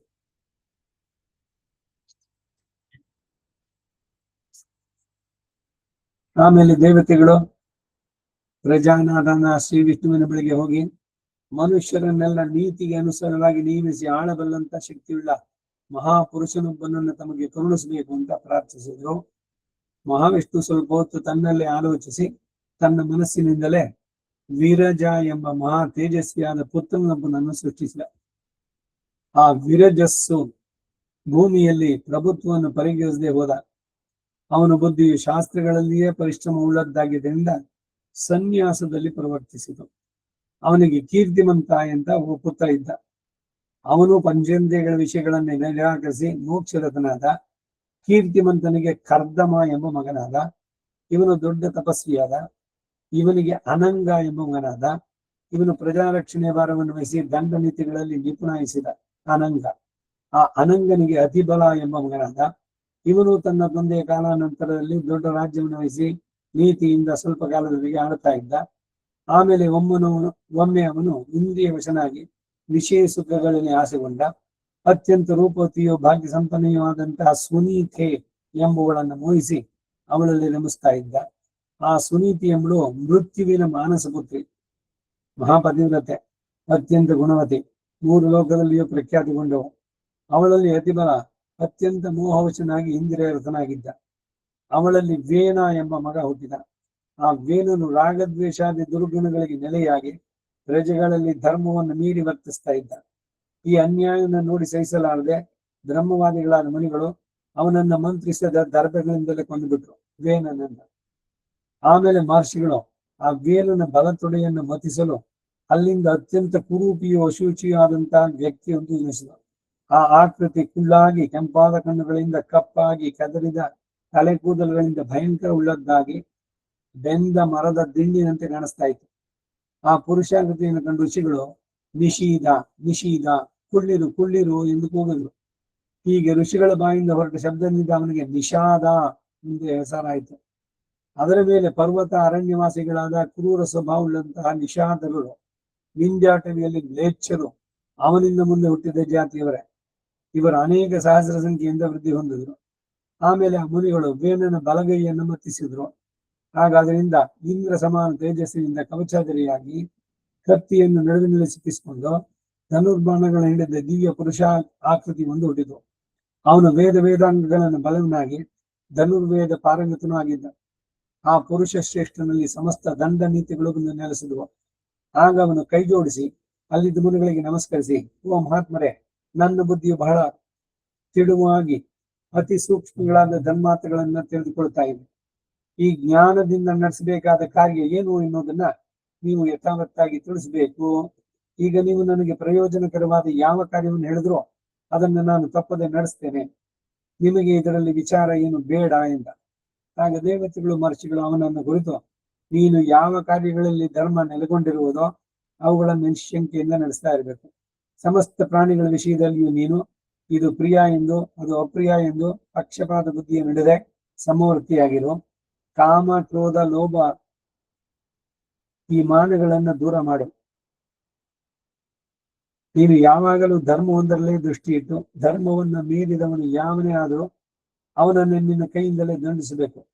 ಮತ್ತು ಭೂಮಿಯಲ್ಲಿ ನಡೆಯಬೇಕಾದ ವೈದ್ಯವನ್ನು ನಾನು ರಕ್ಷಿಸ್ತೇನೆ ಎಂದು ಮನೋವಾಕ್ಕಾಯ ಕರ್ಮಗಳಿಂದ ತ್ರಿಕರ್ಮಗಳಿಂದ ನೀನು ಪ್ರತಿಜ್ಞೆ ಮಾಡು. ಮತ್ತು ವೇದ ವಿಹಿತವಾದ ಧರ್ಮಗಳನ್ನೆಲ್ಲ ಲೋಕದಲ್ಲಿ ನಾನು ನಿರ್ಭಯವಾಗಿ ದಂಡ ನೀತಿಯ ಬಲದಿಂದ ನಡೆಸ್ತಾ ಬರುತ್ತೇನೆ. ಇಂದ್ರಿಯಗಳಿಗೆ ನಾನು ಎಂದಿಗೂ ವಶನಾಗುವುದಿಲ್ಲ. ನನಗೆ ಬ್ರಾಹ್ಮಣರು ದಂಡನೀಯರಲ್ಲ. ಲೋಕವನ್ನು ವರ್ಣ ಸಂಕರವಾಗದಂತೆ ರಕ್ಷಿಸ್ತೇನೆ ಎಂದು ನಮ್ಮ ಮುಂದೆ ಶಪಥ ಮಾಡುವುದು. ಓತ್ ಟೇಕಿಂಗ್ ಸೆರೆಮನಿ ಮಿನಿಸ್ಟರ್ ಅವರೆಲ್ಲ ಮಾಡ್ತಾರಲ್ಲ, ಅದೆಲ್ಲ ಎಲ್ಲಿ ಶುರುವಾಗಿದ್ದು ನೋಡಿ, ಆರಂಭ ಇಲ್ಲಿ. ಆಗ ಆ ವೇಣುಪುತ್ರನು ಅಲ್ಲಿದ್ದ ದೇವತೆಗಳ ಋಷಿಗಳನ್ನು ನೋಡಿ, ಹೇ ಮಹಾತ್ಮರೇ, ನನ್ನ ರಾಜ್ಯ ಕಾಲದಲ್ಲಿ ನನಗೆ ಬ್ರಾಹ್ಮಣರ ಸಹಾಯವಿದ್ದ ಪಕ್ಷದಲ್ಲಿ ಹಾಗೆ ನಡೆಯುತ್ತೆ ಎಂದ. ಆಗ ಬ್ರಹ್ಮವಾದಿಗಳೆಲ್ಲರೂ ಹಾಗೆ ಆಗಲಿ ಎಂದು ಆತನನ್ನು ಅನುಗ್ರಹಿಸಿದರು. ವೇದಗಳಿಗೆಲ್ಲ ನಿಧಿಯಾದ ಶುಕ್ರನು ಅವನಿಗೆ ಪುರೋಹಿತನಾದ. ವಾಲಖಿಲ್ಯರೆಂಬ ಬ್ರಾಹ್ಮಣರು ಅವನಿಗೆ ಮಂತ್ರಿಗಳಾದರು. ಸಾರಸ್ವತರು ಅವನ ಸಭಾಸದರಾದರು. ಗರ್ಗ ಮಹರ್ಷಿಯು ಅವನಿಗೆ ಜ್ಯೋತಿಷ್ಕನಾದ. ಸಾಕ್ಷಾತ್ ವಿಷ್ಣು ಶರೀರದಿಂದ ಪರಂಪರೆಯಾಗಿ ಹುಟ್ಟಿ ಬಂದರಲ್ಲಿ ವಿರಜಸ್ಸಿನಿಂದ ಪೃಥುವು ಎಂಟನೆಯವನಾದ. ಇವನಿಗೆ ಮೊದಲೇ ಹುಟ್ಟಿದ ಸೂತಮಾಗದರೆಂಬ ಅವರು ಅವನಿಗೆ ವಂದಿಜನರಾದರು. ಋತುರಾಜನು ಅವರಿಬ್ಬರಲ್ಲಿ ಪ್ರೀತನಾಗಿ ಅವರಲ್ಲಿ ಸೂತನಿಗೆ ಸಮುದ್ರ ತೀರದಲ್ಲಿ ಅನೂಪ ಎಂಬ ಜಲಪ್ರಾಯವಾದ ದೇಶವನ್ನ, ಮಾಗಧನಿಗೆ ಅವನ ಹೆಸರುಳ್ಳ ಮಾಗಧ ದೇಶವನ್ನು ಕೊಟ್ಟ. ಋತುವು ಹುಟ್ಟಿದಾಗ ಭೂಮಿಯು ಮಟ್ಟವಾಗಿಲ್ಲದೆ ಬಹಳ ಹಳ್ಳುತಟ್ಟುಗಳಾಗಿದ್ದರಿಂದ ಅದನ್ನು ಅವನು ಸಮ ಮಾಡಿದ ಎಂದು ಕೇಳ್ತೇವೆ. ಹೇ ರಾಜ, ಒಂದೊಂದು ಮನ್ವಂತರದಲ್ಲಿಯೂ ಭೂಮಿ ಹೀಗೆ ವಿಷಮವಾಗುತ್ತೆ. ಋತುರಾಜನು ತನ್ನ ಬೆಲ್ಲಿನ ತುದಿಯಿಂದ ಬಂಡೆಗಳನ್ನು ಮುರಿದು ಸಮ ಮಾಡ್ತಾನೆ. ಬ್ರಹ್ಮ, ವಿಷ್ಣು, ಮಹೇಂದ್ರನ್ನೇ ದೇವತೆಗಳು ಮತ್ತು ಮಹರ್ಷಿಗಳು ಪ್ರಜಾಪಾಲನಾಧಿಕಾರದಲ್ಲಿ ಅವನಿಗೆ ಅಭಿಷೇಕ ಮಾಡಿದ್ರು. ಆಗ ಭೂದೇವಿಯ ರತ್ನಗಳನ್ನು ಕಾಣಿಕೆಯಾಗಿ ತೆಗೆದುಕೊಂಡು ಋತುರಾಜನ ದರ್ಶನಕ್ಕಾಗಿ ಬಂದಳು. ಹಾಗೆಯೇ ನದಿಪತಿಯಾದ ಸಮುದ್ರನು, ಪರ್ವತರಾಜನ ಧೀಮಂತನು ರತ್ನಗಳನ್ನ ರಾಜನಿಗೆ ಕಾಣಿಕೆಯಾಗಿ ಹಿಡಿದು ತಂದು ಅವನನ್ನು ಸೇವಿಸಿದರು. ಇಂದ್ರನು ಅವನಿಗೆ ಅಕ್ಷವಾದ ಧನವನ್ನು ಕೊಟ್ಟ. ಸುವರ್ಣಗಿರಿಯಾದ ಮೇರು ಅವನಿಗೆ ಬೇಕಾದಷ್ಟು ಸುವರ್ಣವನ್ನು ತಂದು ಒಪ್ಪಿಸಿತು. ಕುಬೇರನು ಅವನಿಗೆ ಧರ್ಮ, ಅರ್ಥ, ಕಾಮಗಳನ್ನು ನಿರ್ವಹಿಸಲು ಬೇಕಾದಷ್ಟು ಧನರಾಶಿಯನ್ನು ಒಪ್ಪಿಸಿದ. ಆ ಪೃಥು ಚಕ್ರವರ್ತಿಯ ಮನಸ್ಸಂಕಲ್ಪದಿಂದಲೇ ಅವನಿಗೆ ಕೋಟಿ ಸಂಖ್ಯೆಯುಳ್ಳ ಚತುರಂಗಗಳು ಒದಗಿ ಬಂದವು. ಅವನ ಆಳ್ವಿಕೆಯಲ್ಲಿ ಜನರಿಗೆ ದುರ್ಭಿಕ್ಷವಾಗಲಿ, ವಾರ್ಧಕವಾಗಲಿ, ಆದಿ ವ್ಯಾಧಿಗಳಾಗಲಿ ತಲೆದೋರ್ಲಿಲ್ಲ. ಕಳ್ಳರ ಭಯ ಇಲ್ಲ, ಸರ್ಪ ಭಯ ಇಲ್ಲ, ಬೇರೆ ಯಾವ ಭಯವೂ ಇರಲಿಲ್ಲ. ಭೂಮಿ ಎಲ್ಲ ಸಸ್ಯ ಸಮೃದ್ಧವಾಗಿತ್ತು. ಆ ಪೃಥುರಾಜನು ಸಮುದ್ರಕ್ಕೆ ಎದುರಾಗಿ ಹೋದಾಗ ಸಮುದ್ರವು ನಿಶ್ಚಲವಾಗಿ ನಿಂತು ಬಿಡ್ತು. ಅಡ್ಡಲಾಗಿದ್ದ ಪರ್ವತಗಳು ಅವನಿಗೆ ದಾರಿ ಬಿಟ್ಟು ತೋರ್ತಾ ಇದ್ವು. ಅವನ ಧ್ವಜಕ್ಕೆ ಎಂದಿಗೂ ಭಂಗ ಎಂಬುದೇ ಇಲ್ಲ. ಗೊಲ್ಲನು ಹಸುವನ್ನು ಹಾಲು ಕರೆಯುವಂತೆ ಆ ರಾಜ ಗೋರೂಪಿಣಿಯಾದ ಈ ಭೂಮಿಯಿಂದ 17 ಬಗೆಯ ಧಾನ್ಯಗಳನ್ನು ಕರೆದ. ಅಲ್ಲದೆ ಯಕ್ಷ, ರಾಕ್ಷಸ, ನಾಗಾದಿಗಳಲ್ಲಿ ಅವರವರಿಗೆ ಇಷ್ಟವಾದದ್ದನ್ನೆಲ್ಲ ಅವನು ಆ ಗೋವಿನಿಂದಲೇ ಕರೆದುಕೊಟ್ಟ. ಅವನು ಈ ಮನುಷ್ಯ ಲೋಕದಲ್ಲಿ ಧರ್ಮವನ್ನು ಬಹಳ ಉತ್ತಮ ರೀತಿಯಿಂದ ನೆಲೆಗೊಳಿಸಿದ. ಪ್ರಜೆಗಳನ್ನು ವಿಶೇಷವಾಗಿ ರಂಜನೆಗೊಳಿಸ್ತಾ ಇದ್ದರಿಂದ ಅವನು ರಾಜ ಎಂದು ಕರೆಯಲ್ಪಟ್ಟ. ಬ್ರಾಹ್ಮಣರಿಗುಂಟಾದ ಕ್ಷತ ಉಪದ್ರವಗಳನ್ನು ತೊಲಗಿಸಿ ಕಾಪಾಡಿದ್ದರಿಂದ ಅವನು ಕ್ಷತ್ರಿಯ ಎನಿಸಿದ. ಅವನಿಂದ ಭೂಮಿಯು ಧರ್ಮ ಪ್ರಧಾನವಾಗಿ ಮೇಲ್ಮೆ ಹೊಂದಿದ್ದರಿಂದ ಸಾಧುಗಳು ಭೂಮಿಗೆ ಪೃಥ್ವಿ ಅಂತ ಹೆಸರಿಟ್ರು. ಶ್ರೀ ಮಹಾವಿಷ್ಣುವೇ ತಾನಾಗಿ ಅವನನ್ನ ಭೂಮಿಯನ್ನು ನೆಲೆಗೊಳಿಸಿ ನಿನ್ನಾಜ್ಞೆಯನ್ನು ಯಾವನು ಅತಿಕ್ರಮಿಸಲಾರ ಎಂದು ಅನುಗ್ರಹಿಸಿ ತಾನು ತನ್ನ ಅಂಶದಿಂದ ಅವನಲ್ಲಿ ಪ್ರವೇಶಿಸಿದ. ಈ ಕಾರಣದಿಂದ ಲೋಕವೆಲ್ಲ ರಾಜನನ್ನ ದೇವತೆಯಂತೆ ಭಾವಿಸಿ ನಮಸ್ಕರಿಸುತ್ತೆ. ರಾಜನು ಚಾರ ಮೂಲಕವಾಗಿ ಲೋಕ ವೃತ್ತಾಂತಗಳನ್ನು ತಿಳಿದುಕೊಂಡು ದಂಡ ನೀತಿಯಿಂದ ರಾಜ್ಯವನ್ನ ರಕ್ಷಿಸ್ತಾನೆ. ಅವನನ್ನು ಯಾರೂ ನಿಂದಿಸಬಾರದು. ಶುಭ ಕಾರ್ಯಕ್ಕೆ ಶುಭ ಕಾರ್ಯದಿಂದಲೇ ಉತ್ತೇಜನ ಕೊಡಬೇಕು. ಆದ್ದರಿಂದ ಒಳ್ಳೆಯದನ್ನು ಮಾಡತಕ್ಕ ರಾಜನಿಗೆ ಶ್ರೇಯಸ್ಸನ್ನೇ ಕೋರಬೇಕಲ್ಲದೆ ಅವನಿಗೆ ಕೇಡನ್ನು ಬಯಸಬಾರದು. ಲೋಕ ಸಮಸ್ತ ಸುಖಿನೋ ಬಂತು ನ್ಯಾಯೇನ ವಾಗ್ಯೇನ ಮಹೀಂ ಮಹಿಷಾಹ. ಬ್ರಾಹ್ಮಣರೆಲ್ಲ ಪ್ರಾರ್ಥನೆ ಮಾಡೋದು ನೋಡಿ. ರಾಜನಿಗೂ ಇತರ ಸಾಮಾನ್ಯ ಮನುಷ್ಯರಂತೆ ದೇಹ ಇಂದ್ರಿಯಾದಗಳೆಲ್ಲ ಸಮಾನವಾಗಿದ್ದು ಕೂಡ ಅವನಿಗೆ ಲೋಕವೆಲ್ಲವೂ ವಶವಾಗಿರುವುದಕ್ಕೆ ಅವನಲ್ಲಿರತಕ್ಕಂಥ ದೇವಾಂಶವೇ ಮುಖ್ಯ ಕಾರಣ. ಆಗ ವಿಷ್ಣುವಿನ ದೇವನ ಲಲಾಟದಿಂದ ಒಂದು ಸುವರ್ಣ ಕಮಲ ಹುಟ್ಟಿ ಆ ಕಮಲದಿಂದ ಲಕ್ಷ್ಮಿ ಜನಿಸಿ ಅವಳು ಧರ್ಮನಿಗೆ ಪತ್ನಿಯಾದಳು. ಧರ್ಮನಿಗೆ ಆಕೆಯಲ್ಲಿ ಅರ್ಥ ಜನಿಸಿದು. ಆ ಧರ್ಮಾರ್ಥಗಳು ಲಕ್ಷ್ಮಿಯಲ್ಲಿ ರಾಜ್ಯದಲ್ಲಿ ನೆಲೆಗೊಂಡರು. ಮನುಷ್ಯನು ತನ್ನ ಸತ್ಕರ್ಮಗಳಿಂದ ದೇವತ್ವವನ್ನು ಪಡೆಯುತ್ತಾನೆ. ಮನುಷ್ಯನು ಆ ಪುಣ್ಯ ಬಲ ತೀರಿದ ಮೇಲೆ ತಿರುಗಿ ಭೂಲೋಕಕ್ಕೆ ಬರುವಾಗ ದಂಡ ನೀತಿ ವಿಶಾರದನಾದ ರಾಜನಾಗಿ ಬಿಡ್ತಾನೆ. ಅವನಲ್ಲಿ ವಿಷ್ಣುವಿನ ಮಹಾತ್ಮೆ ನೆಲೆಗೊಳ್ಳುತ್ತೆ. ಅವನಿಗೆ ಉತ್ತಮ ಬುದ್ಧಿ, ಇತರರಿಗಿಂತಲೂ ಮಹತ್ವ ಉಂಟಾಗುತ್ತೆ. ದೇವಾಂಶವುಳ್ಳವನಾದ್ದರಿಂದ ಅವನನ್ನು ಯಾರು ಅತಿಕ್ರಮಿಸಲಾರರು. ಅವನೊಬ್ಬನಿಗೆ ಲೋಕವೆಲ್ಲ ವಶವರ್ತಿಯಾಗುತ್ತೆ. ತಮ್ಮಂತೆಯೇ ದೇಹಾದಿ ಅವಯವಗಳೆಲ್ಲ ಅವನಿಗೆ ಎಲ್ಲರೂ ವಿಧೇಯರಾಗಿ ಅವನ ಆಜ್ಞೆಯಂತೆ ನಡೆದುಕೊಳ್ತಾರೆ. ಅವನ ಮುಖದ ಕಳೆಯೇ ನೋಡುವವರನ್ನು ಆಕರ್ಷಿಸುತ್ತೆ. ಅವನು ಹೇಗಿದ್ರು ಎಲ್ಲರನ್ನೂ ಅವನನ್ನ ರೂಪವಂತನಾಗಿಯೋ ಭಾಗ್ಯವಂತನಾಗಿ ಭಾವಿಸ್ತಾರೆ. ಆ ರಾಜನ ದಂಡ ಪ್ರಭಾವದಿಂದಲೇ ಭೂಮಿಯಲ್ಲಿ ನೀತಿ ನೆಲೆಗೊಂಡಿದೆ. ನ್ಯಾಯ ಪ್ರವರ್ತನವೂ ವಿಸ್ತರಿಸುತ್ತೆ. ಜಗತ್ತೆಲ್ಲ ನೀತಿಯಲ್ಲಿ ಕಟ್ಟು ಬಿದ್ದಿರೋದು ಆ ರಾಜ ತೇಜಸ್ಸಿನಿಂದಲೇ. ಧರ್ಮರಾಜ, ಈಗ ನಾನು ನಿನಗೆ ಪುರಾಣಗಳು ಏರ್ಪಟ್ಟದ್ದು, ಮಹರ್ಷಿಗಳ ಉತ್ಪತ್ತಿ, ತೀರ್ಥಗಳ ಉತ್ಪತ್ತಿ, ಕ್ಷತ್ರಿಯ ಪರಂಪರೆ, ವರ್ಣಾಶ್ರಮದ ವಿವರಗಳು, ಚತುರ್ವೇದಗಳು, ಉಪವೇದಗಳು, ವೈದಿಕ ಧರ್ಮಗಳು, ಇತಿಹಾಸಗಳು, ನ್ಯಾಯ, ತಪಸ್ಸು, ಜ್ಞಾನ, ಅಹಿಂಸೆ, ಸತ್ಯ, ದಾನ, ನಿರ್ಮತ್ಸರತೆ, ಹಿರಿಯರ ಸೇವೆ, ಶುದ್ಧಿ, ಪ್ರಯತ್ನವರತೆ, ಭೂತದಯೆ, ವ್ಯವಹಾರ ಸಂಬಂಧವಾದ ಇತರ ವಿಷಯಗಳು ಇವೆಲ್ಲ ನಿಸ್ಸಂದೇಹವಾಗಿ ಅದರಲ್ಲಿ ವರ್ಣಿಸಲ್ಪಟ್ಟಿದೆ. ರಾಜರು ದೇವತೆಗಳಿಗೆ ಸಮಾನರು ಎಂದು ಪ್ರಾಜ್ಞರು ಹೇಳ್ತಾರೆ. ರಾಜರ ಮಹತ್ವವನ್ನು ಕುರಿತು ನಿನಗೆ ಕಾರಣವನ್ನು ತಿಳಿಸಿದ್ದೇನೆ. ಇನ್ನೂ ಹೇಳಬೇಕಾದದ್ದೇನಾದ್ರೂ ಇದ್ರೆ ಕೇಳು, ಹೇಳ್ತೇನೆ. ಇಲ್ಲ, ಇಲ್ಲಿಗೆ 58ನೇ ಅಧ್ಯಾಯ. ಇನ್ನು ಕೇಳಬೇಕಾದದ್ದಿದ್ರೆ ಕೇಳು ಅಂತ ಈ ಜಾಗದಲ್ಲಿ ನಿಲ್ಸ್ಕೊಂಡಿರೋಣ. ನಾಳೆ ಮುಂದುವರಿಸೋಣ. ಹಾ, ಇದು ಯೋಗ ವಾಸಿಷ್ಠ, ವಸಿಷ್ಠ ರಾಮಾಯಣ ಎರಡು ಒಂದೇನಾ? ಇಲ್ಲ, ಬೇರೆ ಬೇರೆ. ಅದೇ ಬೇರೆನಾ? ಹಾ, ಯೋಗ ವಾಸಿಷ್ಠ ಬೇರೆ. ಅದರಲ್ಲಿ ಯೋಗದ್ದು ಬಗ್ಗೆ ಪ್ರಧಾನವಾಗಿ ಹೇಳೋದು ವಸಿಷ್ಠನಿಂದಾನೇ ಬರೆಯುವುದು. ವಾಸಿಷ್ಠ ರಾಮಾಯಣ ಅನ್ನೋದು ಬಹಳ ಅಪರೂಪವಾದ ಕೃತಿ. ಅದು ಪಬ್ಲಿಷ್ ಆಗಿರ್ಲಿಲ್ಲ. ನಾವು ಹಿಂದೆ ಇದ್ದಾಗ ಅಲ್ಲಿ ಲಿಖಿತ ಇದ್ದ ಮೈಸೂರಿಂದ ಓರಿಯೆಂಟಲ್ ರಿಸರ್ಚ್ ಇಂದ ಒಬ್ರು ಜಗನ್ನಾಥ್ ಅಂತ ನಮ್ಮ ಜೊತೆ ಇದ್ರು. ಅವರು ಅದನ್ನೆಲ್ಲ ತಾಳೆಗರಿಯಿಂದ ಕೈನಲ್ಲಿ ಬರೆದಿಟ್ಟಿದ್ರು. ಅದು ಪಬ್ಲಿಷ್ ಆಗ್ಲಿಲ್ಲ. ಆ ಪುಸ್ತಕ ಏನಾಯ್ತು ಅದು ವಸಿಷ್ಠ ರಾಮಾಯಣ ಅಂತ, ಅದು ಬೇರೆ. ಕವಿತಾರ್ಕಿಕ ಸಿಂಹಾಯ ಕಲ್ಯಾಣ ಗುಣಶಾಲಿನೇ ಶ್ರೀಮತೆ ವೆಂಕಟೇಶಾಯ ವೇದಾಂತ ಗುರವೇ ನಮಃ. ವಾದಿದೀಪ ಶಿರೋಭಂಗ ಪಂಚಾನ್ನ ಪರಾಕ್ರಮ ಶ್ರೀಮಾನ್ ವೆಂಕಟನಾಥಾರ್ಯಶ್ಚಿರಂ ವಿಜಯತಾಂಬುವೆ. ಶ್ರೀಮತೆ ನಿಗಮಾಂತ ಮಹಾದೇಶಿಕಾಯ ನಮಃ. ಸರ್ವಂ ಶ್ರೀ ವಾಸುದೇವಾರ್ಪಣಮಸ್ತು.